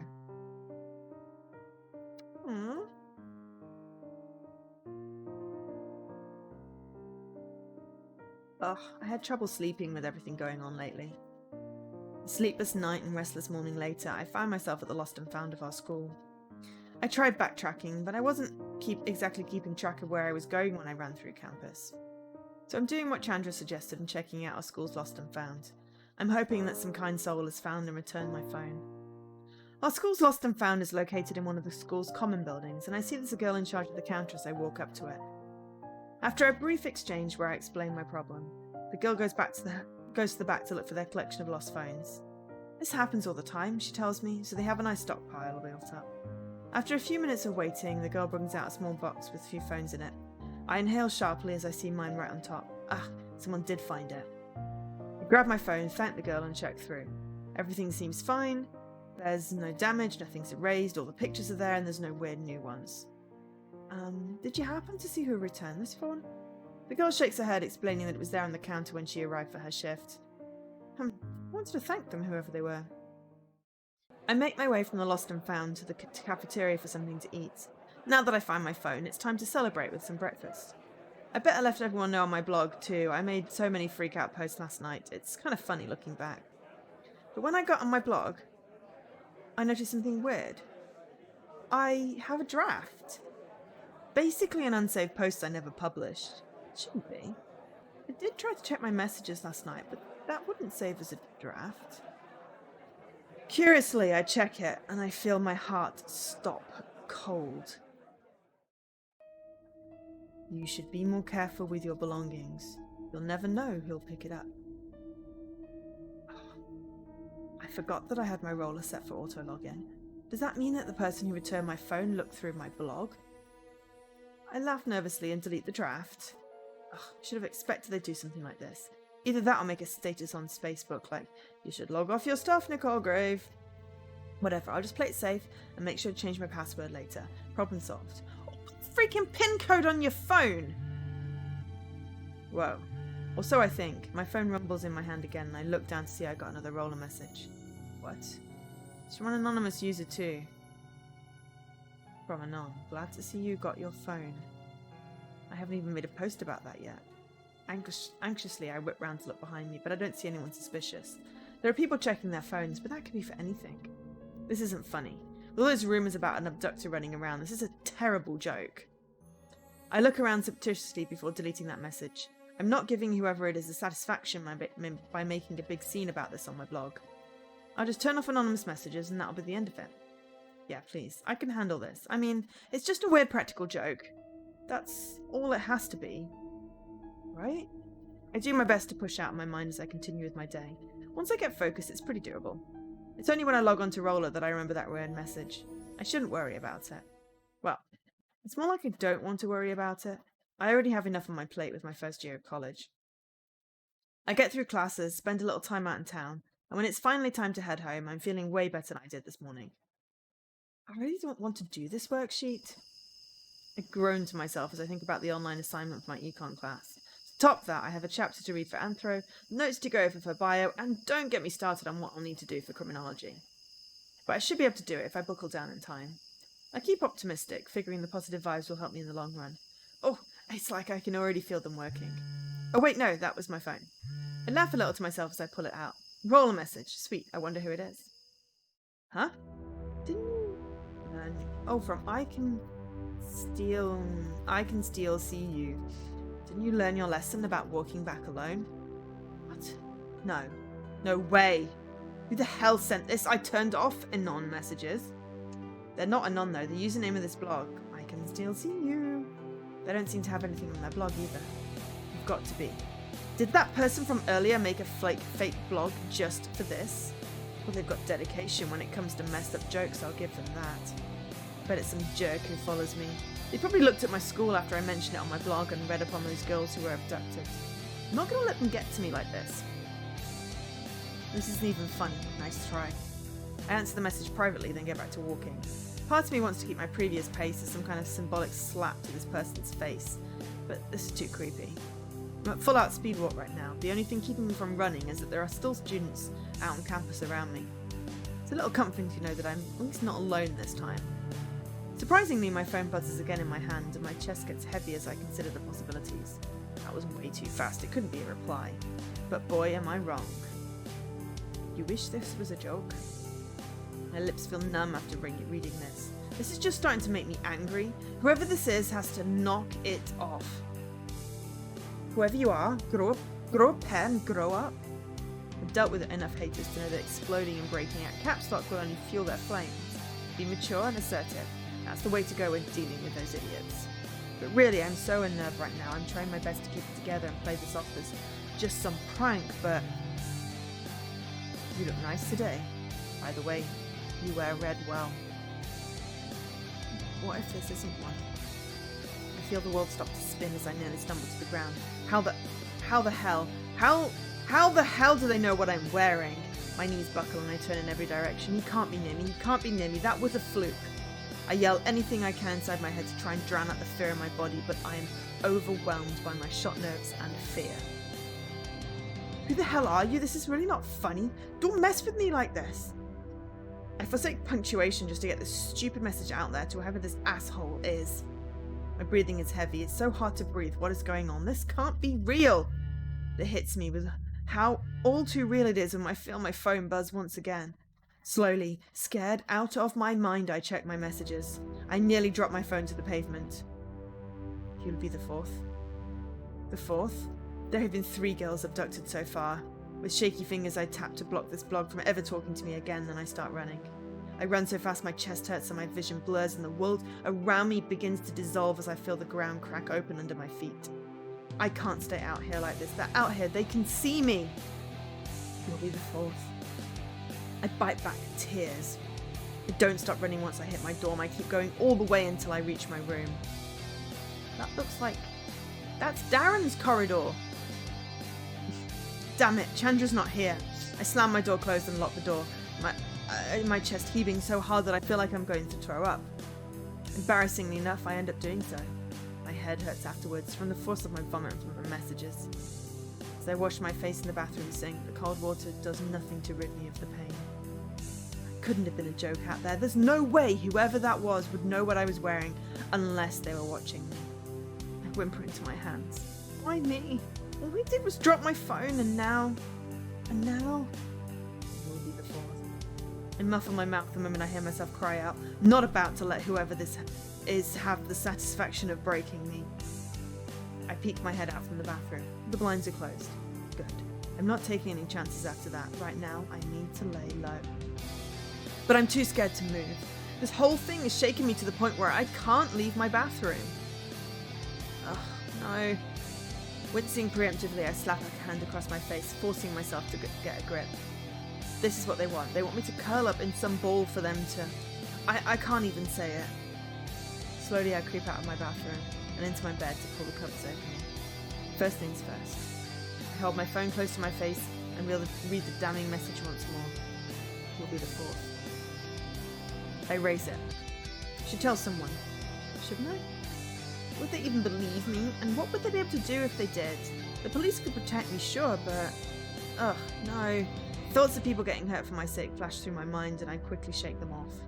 Before I do anything, I need to learn more about these abductions. That much is obvious. Those are the 3 girls. I swallow the lump that had grown in my throat. I wonder, is this how it all started for them too? It was a regular day in class. Well, I mean...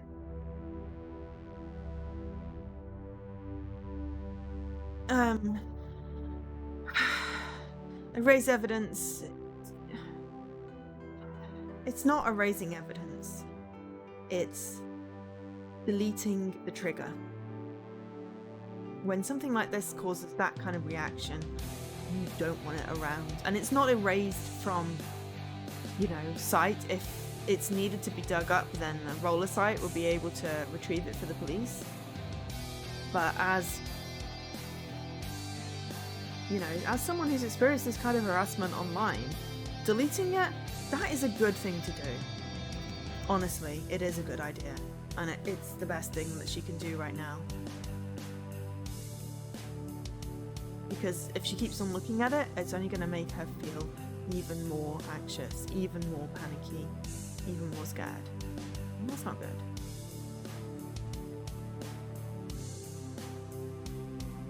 So, right, we are low on everything.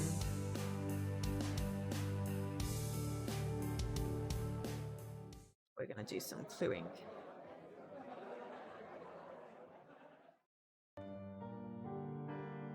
Just cluing. trouble sleeping. Everything going on lately. Okay, so everything is really shit. Let's see if we have enough to do our job. Yeah, but everything is poo.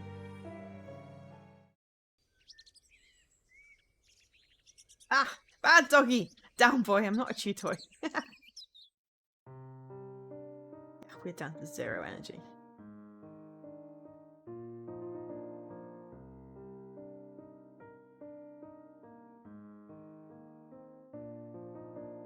So we're not doing anything other than having a nap.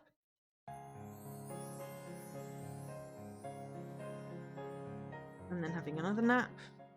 And then sleeping. Day 89.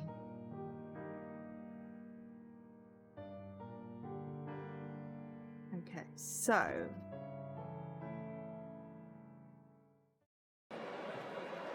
cheerleading.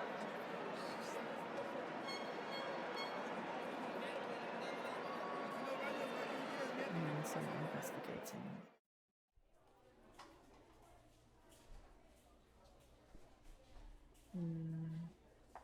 Some more investigating.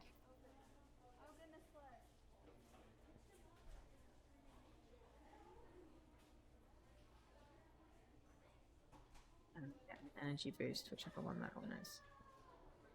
Cost 30, but it's worth it at this point. Be careful, the semester in the game will end 21st of December. Jesus Christ, how am I supposed to get anything to 9... whatever?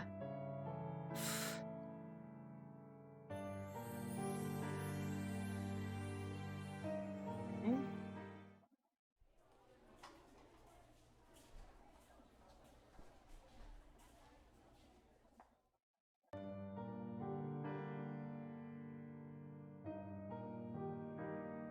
We're maybe going to get a really bad ending.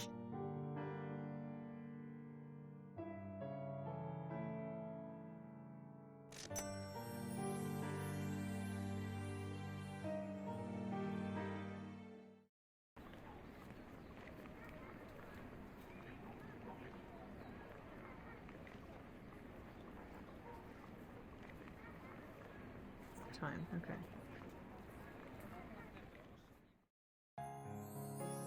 Online shopping. Let's buy down another gift, so at least we'll have Friendo. So Leatherbound Journal was a bust.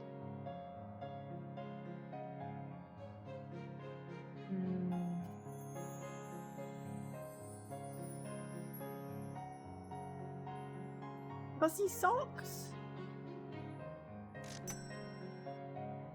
No, Amity.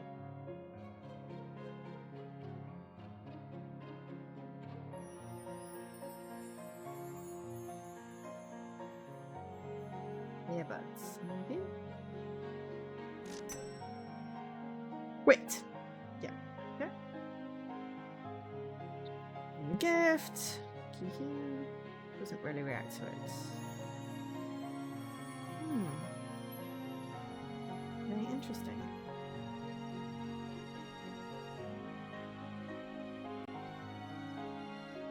How to make friends. Give me an increase. Okay. That will give me an increase of diligence, zeal, and wit.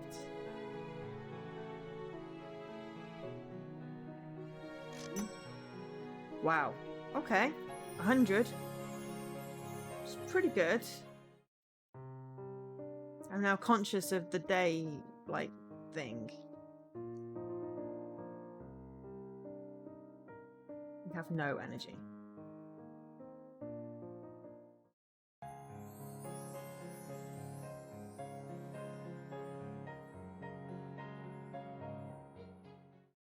We want to try and get clues. I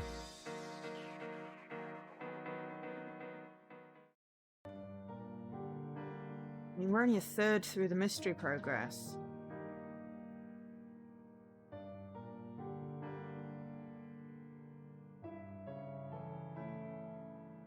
Okay, we should have enough energy to do some work.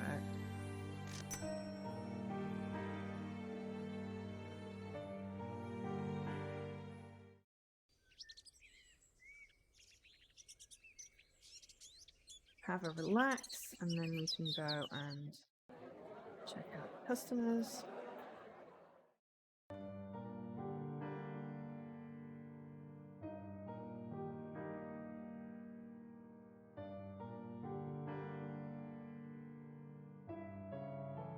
Have to have a nap. It's 2 days we've missed out on work. It's just basically do naps on the Thursday.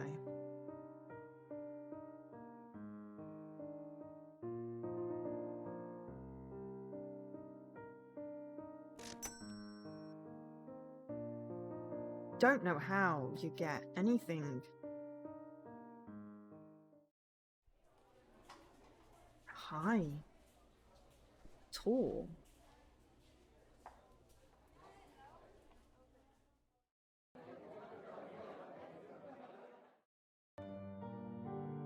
Now we're at the weekend. Hey, it's my birthday!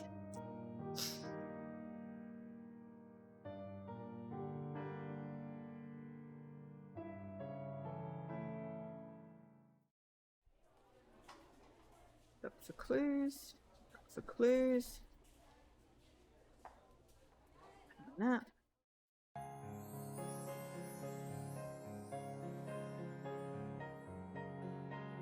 Nap.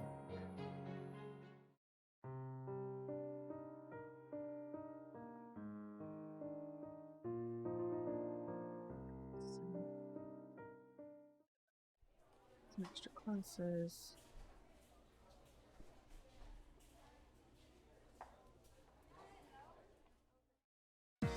Suspicious behavior.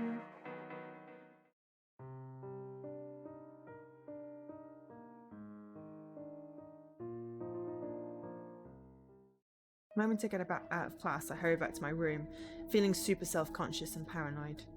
I honestly don't know how I'd drag myself out of bed this morning. The thought of that creep being out there spying on me makes my blood run cold. Stubborn defiance was what it was, I guess. I've resolved not to let this get to me in any way. I won't be able to crack this guy's operation here otherwise. Yeah, I know, just the other day I didn't care about anything that had to do with the disappearances.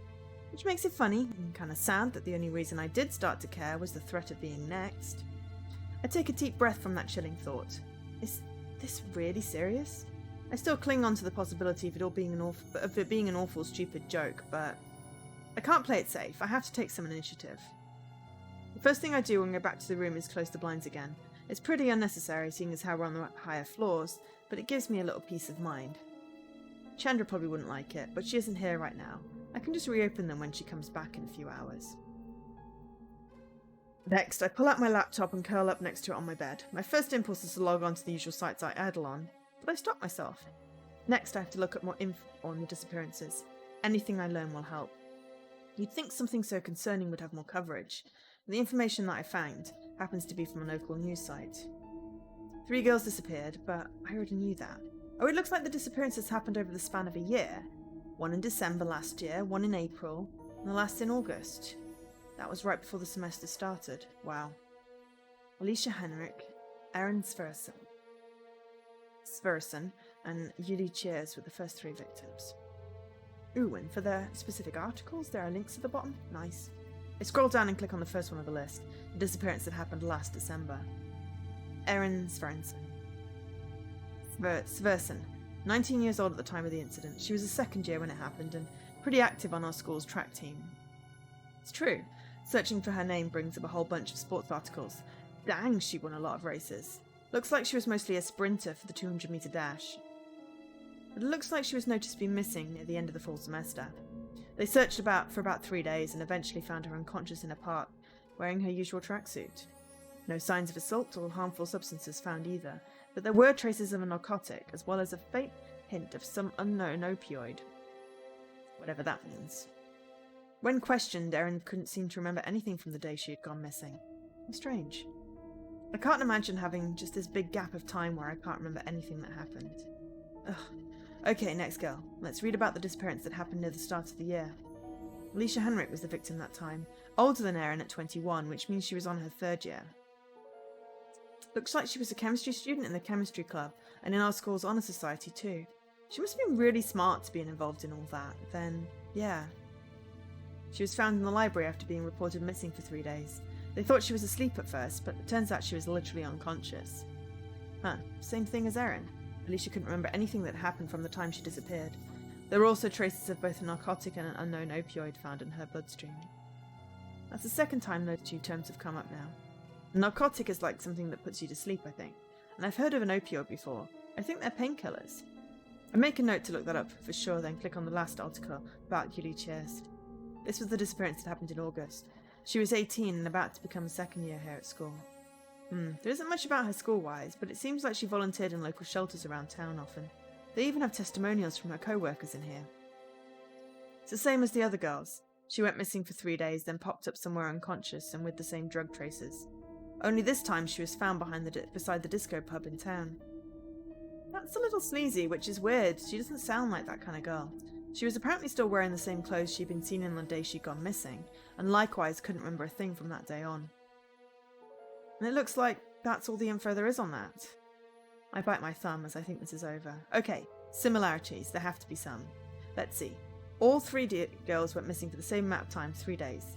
None of them seemed hurt, but all of them had traces of a narcotic and opioid in their bloodstream. Besides that, they're all pretty different. They probably ran in different circles, had different interests too. Yet the abductor chose to kidnap them for some reason. And now they're apparently after me. I feel hollow at the thought. Even if I've accepted that this is happening, that doesn't mean I'm okay with it. There has to be something I can do. Maybe if I find more about these girls and what they did, I can figure out exactly how they were taken. Kind of a stretch, but that's all I have to go off right now. I let out a heavy breath and smacked my cheeks a few times. Alright, that's enough depressing stuff for now. As much as I don't feel like doing it, I have things to study and go over for school. But as I'm about to get ready for that, I realise something really stupid. Wait, did I have flight open all this time? Ugh, that's right. I have it set to log me in automatically whenever I turn my laptop on. I must be seriously out of it. This whole situation must have shaken up more than I thought. At least a ton of people didn't message me while I was distracted, just Darren did. Hello, Nicole. I was wondering if you finished the reading for anthropology. Oh wait, we were assigned page numbers to read for the next class. I quickly typed back a reply. I don't want him to think I'm ignoring him. Sorry, Dan, I totally forgot. I was in the middle of something else. In typical Darren fashion, he starts to respond right away, even though I left him hanging for about 20 minutes. He's always so on top of these things, jeez. Am I disturbing you? No. I don't know how many N's I have to type for him to get the point. I was just, well, reading something, but not the anthro stuff. You know about those weird disappearances that be happening, right? You were reading about those? Yep, I was looking into them. How odd, you never seem to be that interested in them. Well, I am now, okay? But I'm done reading about them. I'll get started on the anthro. Did you need help on something, or... There's this part I don't understand, but I'll ask you when you finished reading. I also wanted to make sure that you remember to read it too, and this was my way of checking. Oh my god, okay Mum, I'm doing my homework now. When will dinner be ready? You'll have to stay in your room with that attitude. Get out. I'm not in your room. I groan and try to stop myself from smirking. I hate how witty Darren can be online. It can be hard to keep up with him. It's way different from how quiet he is in person. I learn to adapt to it after a while. Oh, Darren. Darren. This could be a good chance to ask Darren about something that's been on my mind. If anyone would have the answer, it'd definitely be him. Is there a way to find out who's been visiting your blog on Roller? I am not sure, but I think so. Why do you need it? What do I say? No real reason, I just think I might have some kidnapper after me. That's definitely reassuring. I'm just curious to see. I want to know if I have any obsessed fans since I'm so popular. How very humble of you. There are several visitor trackers you can use. Some can even be hidden, so they have no idea you're breaching their privacy. Shut up, I'm not going to use this to stalk them. Can you show me how to do this? Where do I even get it? I'll try to find a suitable one. You should start with a reading in the meantime. It isn't long, but it can be complicated at parts. I'll ignore that you're bossing me around since you've been totally awesome and finding it for me. Thanks. Not a problem. Give me a few minutes. Darren presumably gets on that, and I stretch over the head of my bed to grab my textbook on my desk. Awesome. If I get this tracker thingy working, I should be able to get some dirt on this abductor if they ever bother me again. Thank God I'm friends with Darren. It pays to have someone good at all this coding stuff to help. My attention jumps from the textbook to the computer screen every so often to check if Darren's gotten back to me yet. I get about halfway through before I finally hear back from him. I found something that I think will work. I don't use one of these, so I'll allow you to find out for yourself. You paste the link into our chat and it leads to a visitor tracking widget like you said. Oh, cool. There are instructions there, but I'll walk you through the process just to be sure. Thanks. Okay, so I copy the code it shows and then I have to paste it somewhere on Roller? Yes, you'll have to edit your HTML, but first you'll have to make an account on the website. Alright, let me do that first. The procedure probably shouldn't take as long as it does, but eventually I get the widget on my blog and working. I'm on it. Do you see a change? I refresh the page with all my tracks and hits should show up, and I see that it's registered someone. That must be Darren. It works. I get your IP address and your location, date and time too. I was kind of hoping it'd give out identity, but also that's kind of illegal. Extremely so. But I'm glad it was a success. Many people use a visitor tracker nowadays. I'm sure it'll come in handy for something. Like tracking creeps, I think to myself. I should get back to reading. You are still not finished? I got distracted by this. That's fine. Please continue. I'll be here when you are finished. I smile as I look back down to my book. I'm starting to feel a tiny bit better about this, thanks to Darren's help. Now I have a surefire weapon to use against the abductor. But I still shouldn't forget to find out more about these girls. Maybe asking around their usual spots should work. Anything I find out will do. Okay.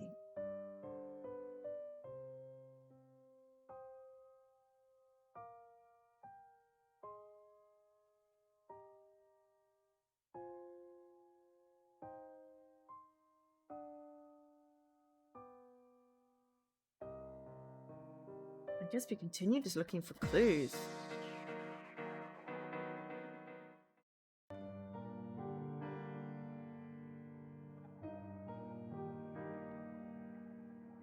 Okay, so we should have enough energy to do a job. And then check in the library. And then check out the customers. More clues. Do you want to buy another present for Darren as well? But I need to get more money first.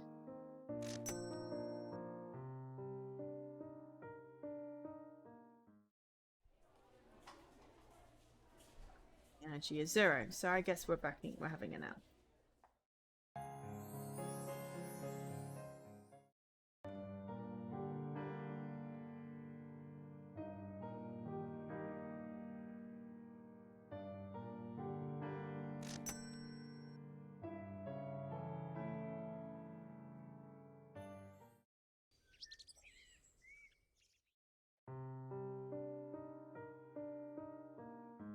Friday.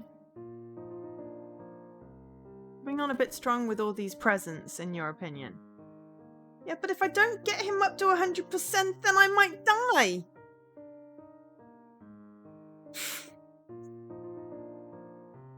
To die, Dan? To die.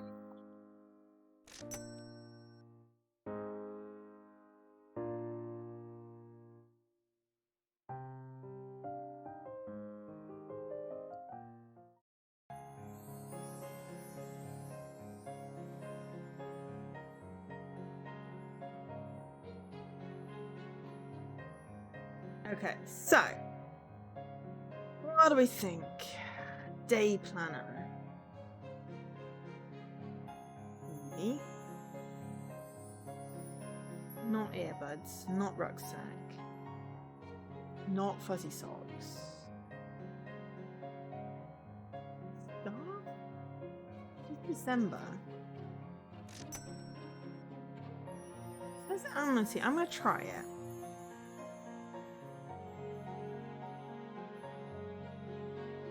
No.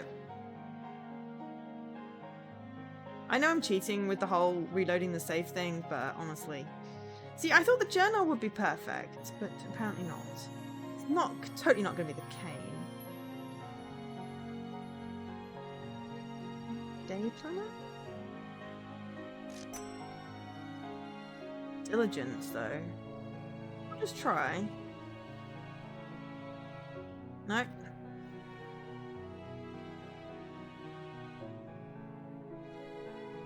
try the journal again. It does say wit.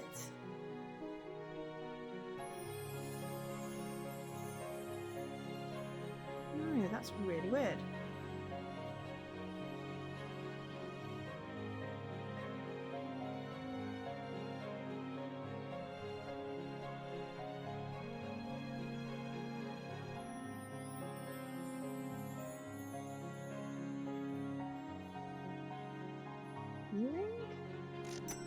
No, that's going to be a Ted thing. I knew that. He said there are only 5 gifts. Alright, we're just going to try everything. It's amity. Okay, that's not going to work. It's not just try everything.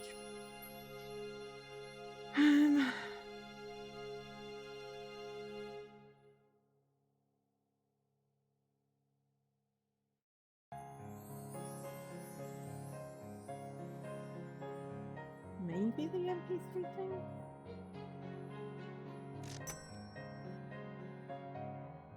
Oh, it's diligence again.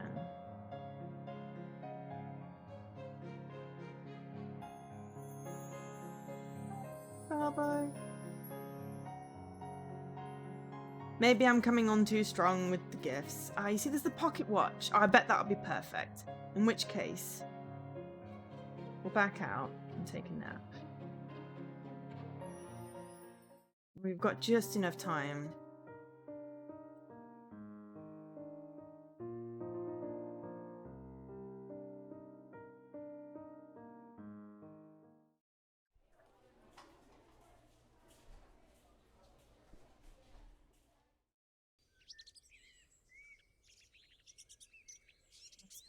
Princess. Serve people.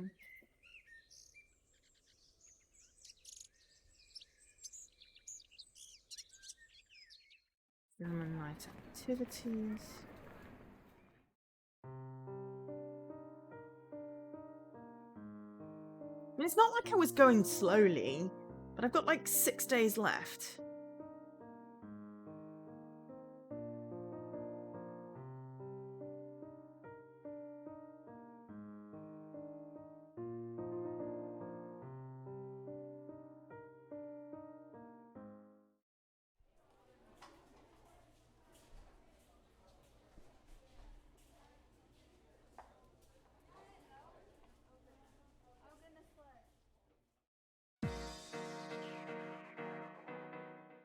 Zero myself out on energy, but I got a whole bunch of clues. But over 900 in the stat? Even if you add on like the 300 I've managed to gain, okay. Well, okay, fine. If I'd have realised I was concentrating on down and down was wit, I'd have possibly been able to do it, but... Oh dear, okay. So I can't even get to work, because, you know... fair enough, okay. Visiting the places that Julie Cheers volunteered at seemed like a great idea, but now that I've followed through and tried to do it, I realise it was a bit too much to ask for. For one thing, no one will tell me jack squat. I tried the place mentioned in the article, but since I'm not part of the police, no one there wants to tell me anything about her. I guess it makes sense that they'd be wary. Her disappearance was the most recent. For all they know, I could be in cahoots with the abductor. Oh, how wrong they'd be. If only I knew what other places she volunteered at. I could try asking people there, but I get a feeling they'd keep their lips zipped too. It's looking more and more hopeless by the second. To make matters worse, I nearly forgot I had a shift today at the convenience store. Ted's going to give me such a look if I'm late. I've got to go. I run all the way to the store, taking no time for breaks. Just as it strikes the hour for my shift, I run just past the glass sliding doors. Ted looks up from one of the aisles as the front doors do that welcome beep. Shaving it also awful close there, Nicole. Yeah, I'm sorry, I was running some errands and lost track of time. Well, clock in and get dressed. You made it, that's what matters. Yep, just a sec. Wait, get dressed? Crap, I don't have my uniform with me. Ted must notice the look on my face, because right now he's giving me a pretty scary look of his own. Spit it out. I didn't remember to bring my uniform with me. I sputtered the words out before I second guess it. Ted's gonna be mad, sure, but I don't want to think of how furious he'll get if I lie to him. On cue, Ted sucks in a breath, pinches the bridge of his nose and exhales loudly. What am I supposed to say to that? Shucks, don't worry about it, Nicole. After all, you're my favourite employee, Dan Tootin. I bat my eyes at him hopefully. It doesn't seem to work too well. And I'll let this slide once, this is the first time it's ever happened, but Ted points at me, showing no signs of joking. But you can bet I ain't allowing this in my store again, Nicole. Get it together. I nod quickly and obsequiously. Whatever Ted says goes at this point. I don't want to end up like that guy he just fired. After putting my bag in the back room, I step behind the counter like usual, feeling oddly out of place in my street clothes. As lame as I think the uniform looks, at least it made me feel like I worked here. Right now I feel like I'm some random stranger managing the cashier while the real employee's out back. I sigh and slouch my shoulders. I can't wait for this shift to be over now, as if I didn't have enough on my mind. Nicole? Oh God, what did I do now? I'm sorry? I blurt out the words without thinking. Ted just blinks at me dumbfounded in response. You're apologising? Why? I guess I just jumped the gun. I thought I screwed something up. No, nothing like that. I'd have found it by now if that was the case. I wondered if this maybe been something weighing you down lately.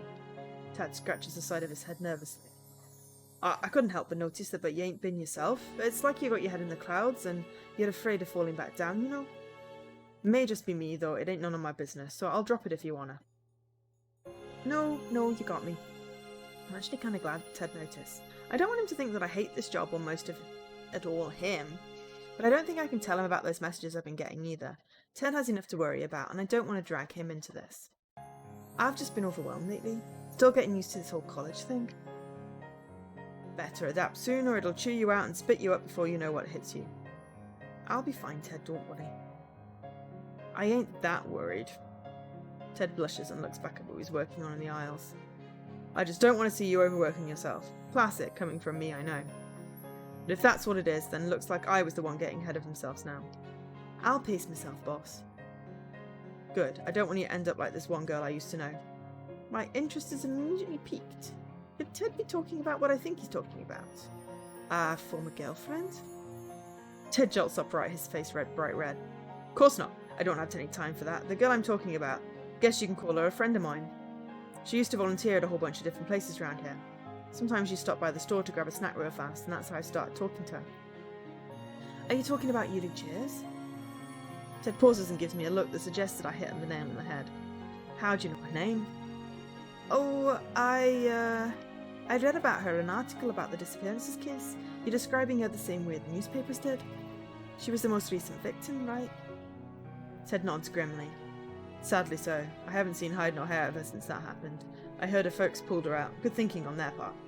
I know I wouldn't want my kid in some school that couldn't stop this from happening. I nod distantly, though my mind's on other thoughts. Now that Ted's brought up the subject, there's no harm in asking for more details, right?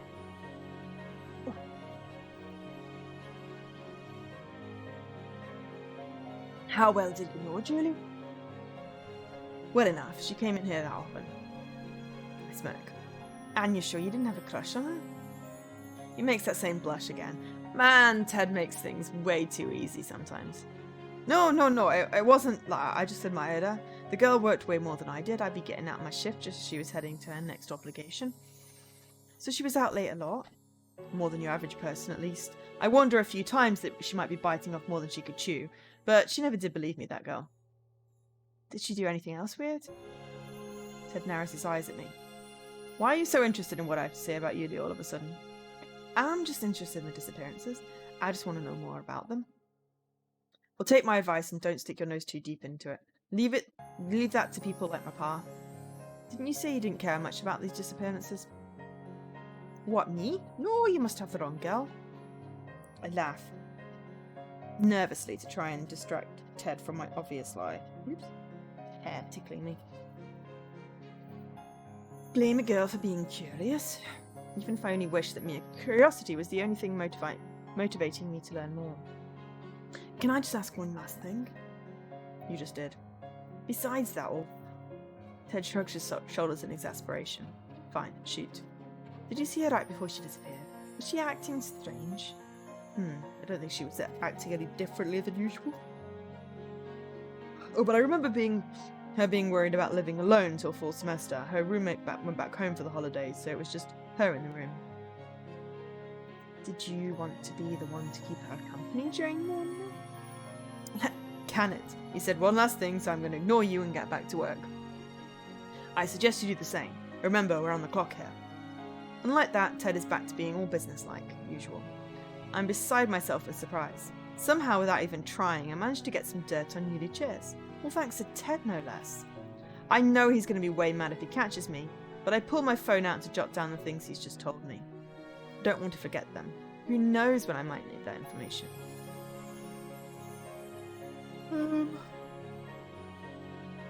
So,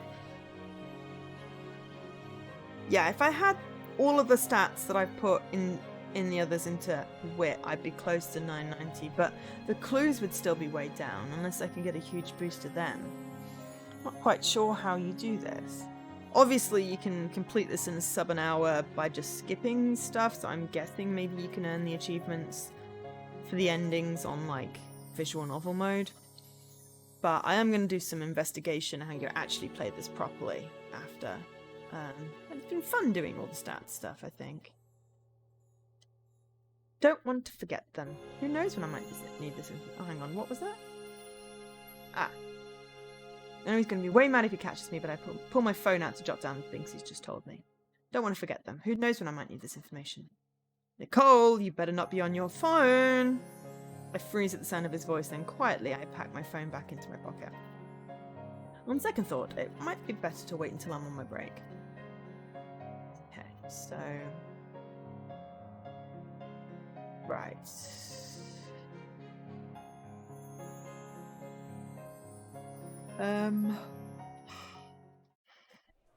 Cool. Oh yeah. My morale is low. Guess we're going home for a nap.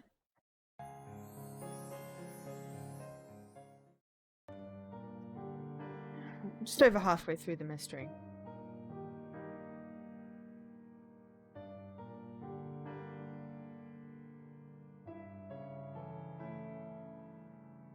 I'm wondering if I did the gifts in the wrong order or something.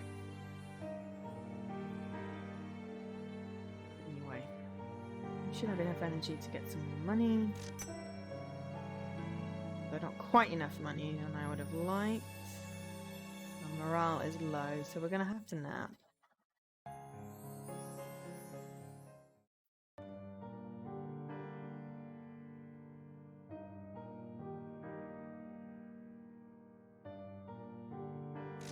Right, now we've got enough for the cane.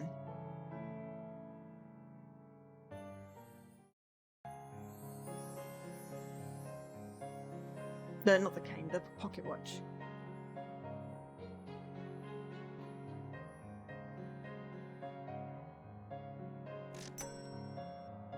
It says Zeal, which is Jeff.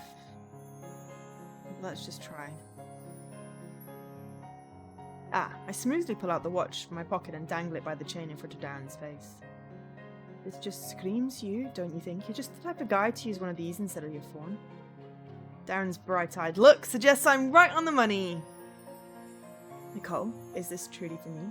I don't know if I could accept such a gift. Oh, come on, take it. It's not like I'd ever use it. Well, if you insist. Darren takes the pocket watch from me and cradles it appreciatively in his hands. I'll take good care of it. Thank you. Boom. Not 100, but close. So we've just got one more gift to figure out. And 3 days. Don't somehow think we're going to do it, but hey, we tried.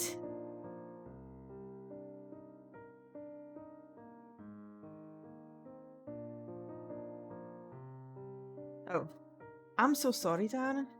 Texting and running probably isn't the safest idea, but I'm late. Seriously late. Oh man, if I wasn't meeting up with Darren, I'd probably be in so much trouble. The funny thing is, it wasn't my idea this time. Darren was the one who asked me if I wanted to hang out. That, has never happened before. My phone gives a little ring rumble in my hand, and I look down to check if Darren texts me back. Yeah, it's him. Don't worry too much about it. I am still here. Thanks, I'll be there in 5. I tend to keep to that, and I begin to hurry. The sidewalk is full enough that I blend in with the crowd, but still empty enough that I'm not bulldozing anyone as I hurry to our intended meeting spot right near the football field. Darren is sitting at a bench, backpack on his lap. The curls of his bangs fall over the upper rim of his eyeglass lenses, and they sway as he looks up at the sound of my footsteps. I give him a tired wave and an exaggerated exhale. Made it! I plop down next to Darren and drop my bag next to me. I lean back, arching over the back of the bench to stretch my weary muscles. Darren humours me with a small smile and pockets his phone in his backpack. As I can see, it's fine if you lost track of time. I know how much effort you place in your studies. Oh yeah, definitely, you know me. Okay, for real, it was more like I lost track of time scrolling down Roller, but I was studying when he asked if I wanted to hang out. It was the truth. At the time. I look over my shoulder as I hear the sound of angry boys in full body contact. The sights are blocked by the fence, but I can spot specks of white and navy uniforms through the gaps between the chain links. I'm used to the sound. I come here when I meet Kurt for his tutoring sessions, mostly against my will since the doofus is too lazy to haul his butt over to somewhere closer to my classes. Nothing beats the sound of a cracking rib in the afternoon. You get accustomed to it after the first several times. Hey, I bet. Do you usually hang out here while Kurt has practice? Darren timidly nods. I usually do not have a better use of my time. The school's wireless connection reaches this far, so it isn't too difficult to complete assignments or browse Roller in my spare time. And when Kurt is finished, we go to dinner. No offense, but that's totally boring. Except the dinner part. Sounds like you two have your share of hot dates. Please do not let him overhear you say that. No worries, I won't, I promise. I bet he'd ask if I was into that kind of thing anyway, like you. Ugh, I groan at the thought. It's really sad that I know Kurt well enough to reach this level of accuracy. Are you into that kind of thing? If I had a drink, I would have spit it out. I turned to Darren, blushing, and shake my head vigorously. No, God, I'm not that kind of girl, really. Man, I sound way too defensive here. However, I stop panicking as I hear Darren laugh lightly under his breath. What's so funny? Your reaction, 'twas only a joke. I guess this is where I say, looks like the shoe is on the other foot. I think back to all the times I joked around with him and my blush intensifies as I realise he's right. Darren is the one playing a joke on me now. Alright, I get it. Stop laughing at me. My apologies. I'll do my best to calm myself. That being said, he struggles to mask his laughter. This is so embarrassing, but it's nice to see him coming out of his shell. Lately I've noticed that when Darren actually talks normally and isn't holding back, it's easy to see where voice comes from. Just get him going and bam, here's this smart, witty and insightful guy who always has something to say. You know, when he can actually say it. After way too long, Darren calms himself down and he casts me an apologetic glance, which I accept with a good-natured shrug of my shoulders.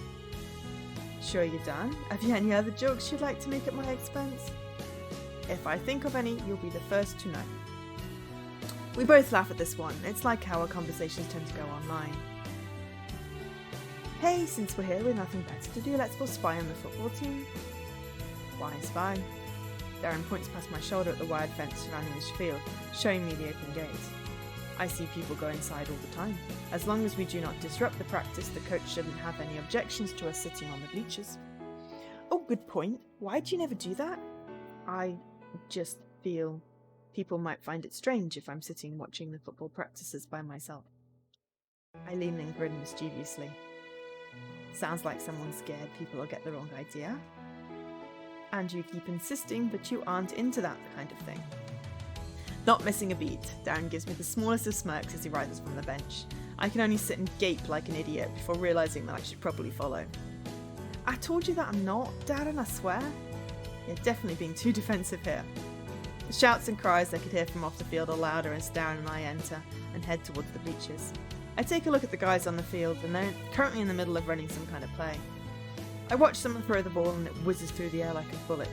One of the players is already darting out to intercept it. Is that who I think it is? I check his jersey, number 9. Yep, it's Kurt. Since he's quarterback, this must be some kind of trick play. The things you pick up when you tutor a football star. Wow, Kurt is certainly on point today. He sounds impressed, and I don't blame him. Kurt may not be a smarty pants, but he's seriously good on the field. He catches the football no problem and is off sprinting towards the goal at breakneck speed. Even the coach looks pleased, and I've heard that he rarely smiles. Well, if I'm to believe Kurt, which sounds like a bad idea already, but eh. Darren and I climb up the bleachers. Kurt jogs his way back to centre field, arms raised over his head proudly. You know, I've never actually watched our team practice before. I should give Kurt way more credit. Darren looks at me as we take a seat. We pick one of the rows in the middle of the bleachers, not too high, not too low, perfect for viewing all of the action. But you told me that you meet Kurt here to tutor him after practice. That doesn't mean I have to sit through the whole thing. Yuck. I try and come around the time it ends. Hey, I have an idea. I shrug my shoulder back off the bleacher and take out my cell phone. Let's take a picture here, it'll be fun. Darren slides away so fast there's a harsh screeching noise left in his wake. I wince at the sound, and when I look at his face, he's wide-eyed and leaning away. No. It's nearly a scream in terror. I balk for a moment, unsure of what to say. You don't want to? No, sorry. I don't want to take a picture. Why not? Because knowing you'll be putting that picture on your blog, will you not? Sorry, I didn't mean for that to be said in such an accusatory way. It's only that I do not want any pictures of myself on Roller. I do not even mention my real name on Roller. You have always been real low-key on your blog, but don't you think it'd be fine to post at least one picture of yourself and let people know who you are? That's exactly what I want to prevent. Darren looks away from me and out at the football players in the middle of the practice. There's a very pensive, faraway look on his face, as though he's recalling something from the past. I'm not like Kurt. Yeah, thank God. No. I mean, Kurt is the type of person where what you see is what you get. He doesn't pretend to be something he's not, and he isn't the type to hold himself back, for better or for worse, as you're well aware of. But I'm different. People read my blog, and they imagine Voice as this certain type of person. If they ever find out it was me who was on the other side of the screen, they'd be disappointed. I'm nothing like him. I don't want to break their perception of who Voice really is. It's better if he maintains some sort of mystery to his persona. A moment passes as I let everything Darren says sink in. He's always been this secluded kind of person, but I never thought it was because of this.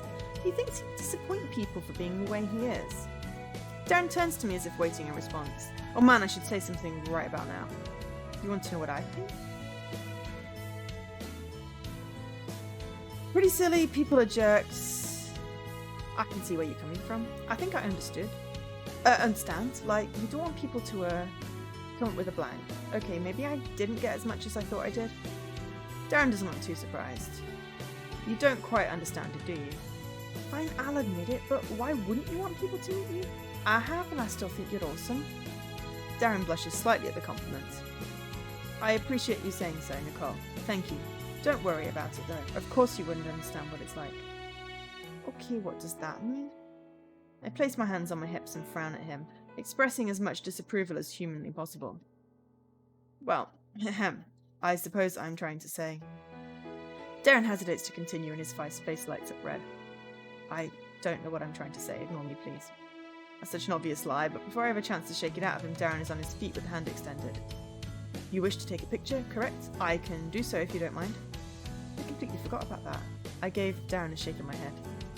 Nah, I don't want to do it anymore. I can't think of anything funny I could put as a caption of a picture at a football field. It's the truth, but honestly, I'm just not in the mood for a picture anymore. I feel bad. I knew that Darren was shy, but I had no idea that he considered himself a potential disappointment to all of his fans.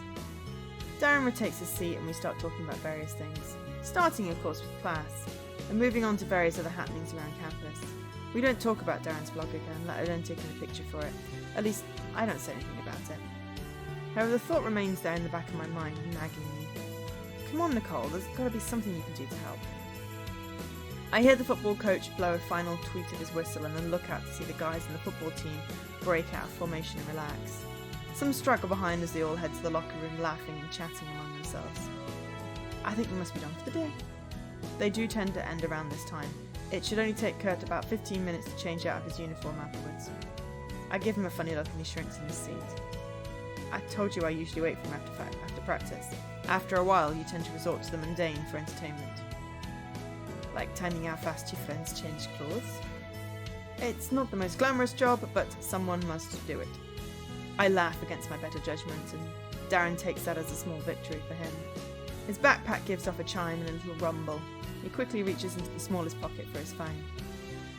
Oh, Kurt wants me to meet him at our usual spot, and I quote, he's really starved, so I need to move my ass ASAP. What a friend.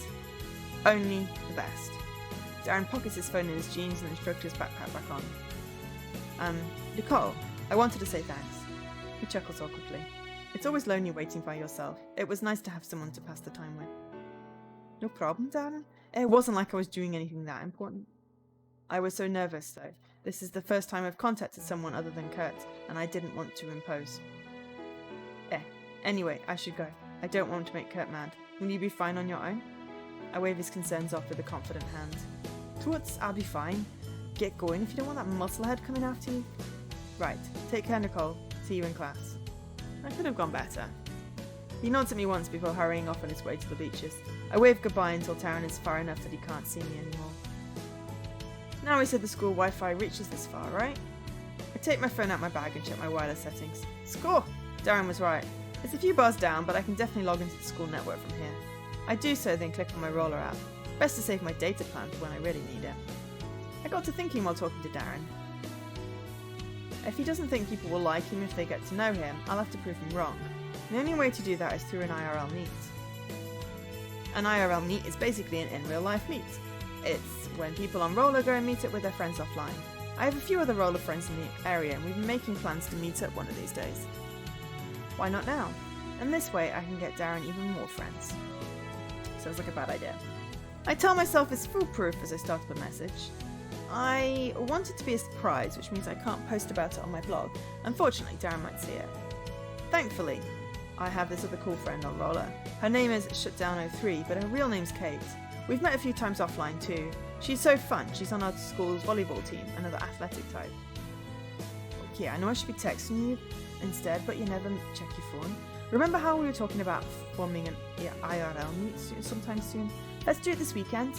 Come on, it'll be fun. I send the message and stand to head up to my dorm room. I get as far as the field gate before I begin to feel my phone vibrate in my pocket. It's from Kate and I read it aloud to myself.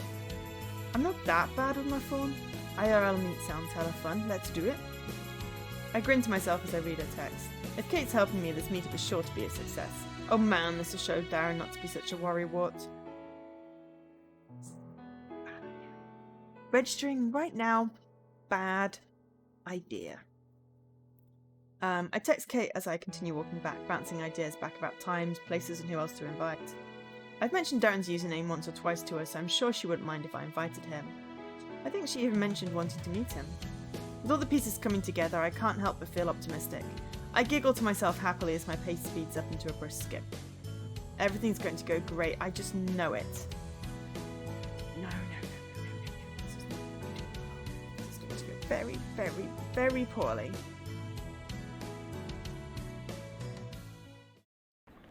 Just get some more clues.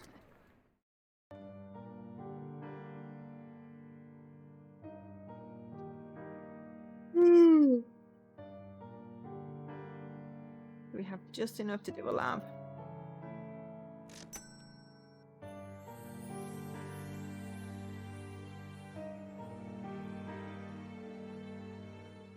Okay, so I don't know if there's anything we can buy for 14.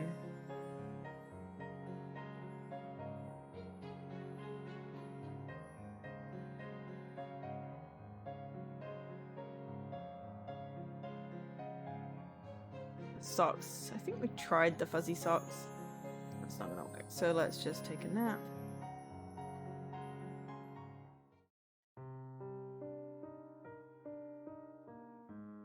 And that's... there we go. Alone ending unlocked. Of course. I did try. But I guess you have to put your thing in stats, just one stat, and that wasn't clear. I thought I was going to be able to get all the stats up. So if I'd have just focused on wit, I might have got there. No, we're not dead, but we're alone. That's okay. And we got half a clue? I don't know. We might be dead. We've unlocked the alone ending, apparently, but we'll see.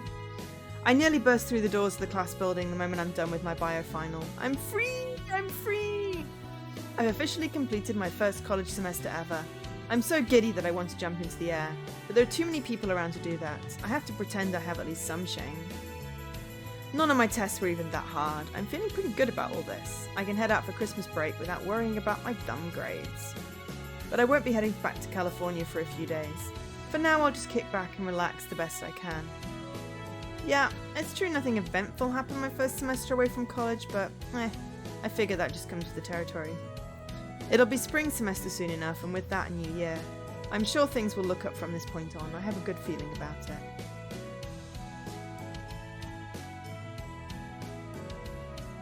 Right, so that's it. We don't get to find out who it was. And we don't get any romance. That's okay with the romance, but I feel kind of gypped.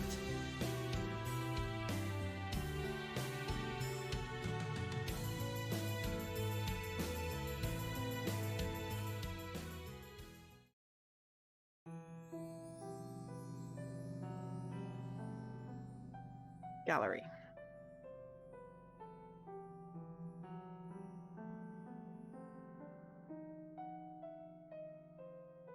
We didn't get any of those. So we could have done a selfie.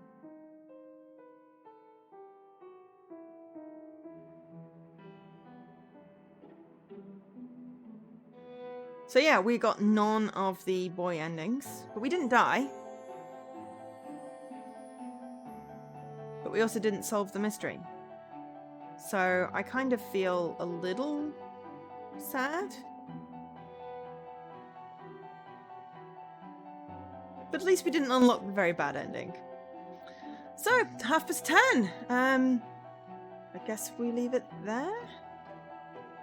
There's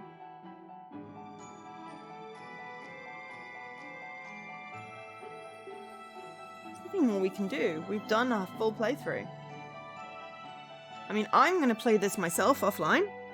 And see if I can figure out the mechanics.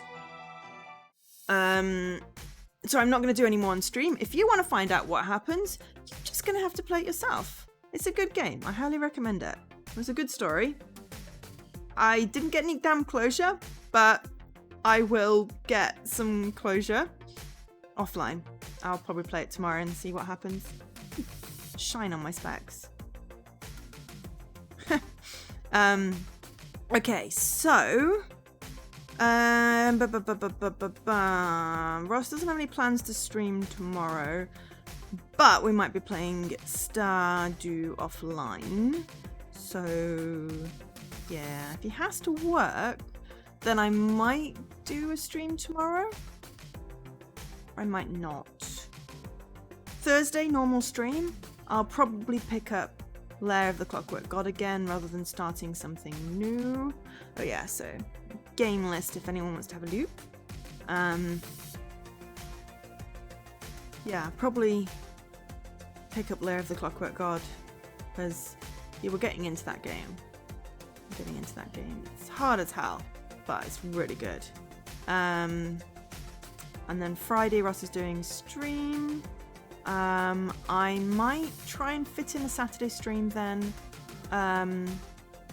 because I am off from Sunday till the next Saturday. I will stream some Spiritfarer. Dan, you have points you can spend to request it, and then but it's definitely on the list. I will, depending on when I fit in an extra stream, either it'll maybe be a Saturday day, rather than a Saturday evening, because I know Jessie likes to do Saturday evenings. Well, UK time evening. I don't know. Jessie, are you still around?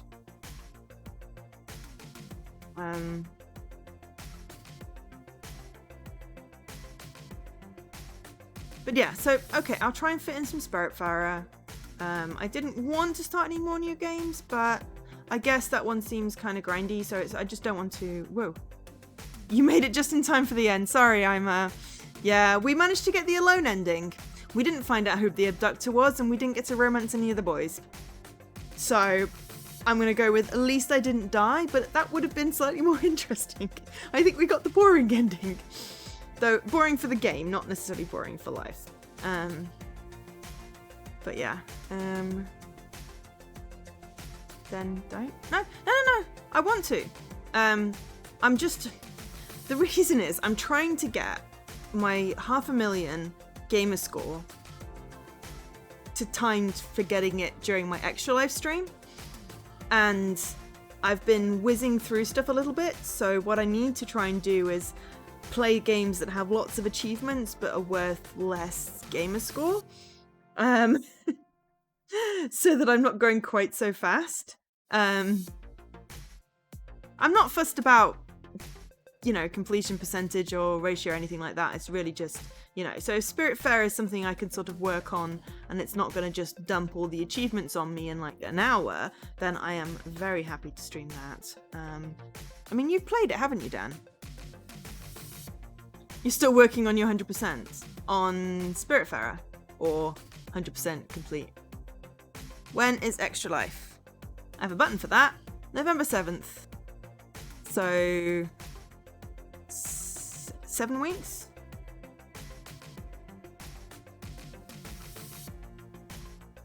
%total. Yeah, I still don't understand what you're saying by 100% total. You need to give me a little bit more context. You mean completion percentage? Sorry, I just realized you said you were going backwards. Oh, in all games, yeah. So 100% completion percentage. Yeah, I'm never going to get that because I have a whole bunch of discontinued achievements. But I'm at like 70 something. 73, 74, somewhere like that. Oh, that's the joke. Okay, fair enough. Pretty steadily paced. Then, yeah, I will do Spiritfarer as my bonus stream, Dan. Hey, it's not impossible if for some reason they decide to bring stuff back. But yeah, I got Happy Wars and the Kinect Fitness. Plus, you know, all the broken ones and stuff like that. But yeah, it's fine. I was trying to aim. I don't know whether I'll manage it, but, you know, I might. So if there's a game that paces itself, then yeah, I will definitely do that. So yeah, okay, so Thursday will be Lair of the Clockwork God, because I want to get another streaming of that before my holiday. And then I will try and fit in a bonus stream, and if I do a bonus stream, that will be Spiritfarer. For Dan, though, you should really use your points. Really use your points, that's what they're for. But we'll see. And then yes, I have a week off streaming because I don't really want to figure out the Twitch app from the Cotswolds.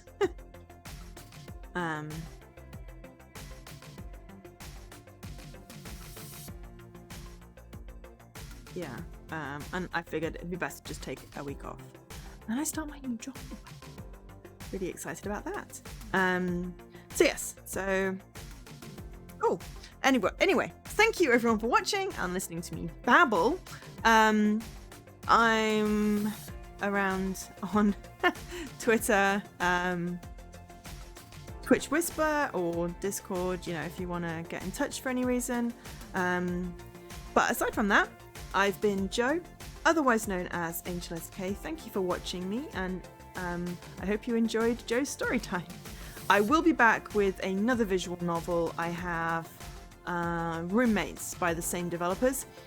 That will be in October. So, something to look forward to. Alright, I'm gonna go. So, thank you all for watching. I'll catch you later.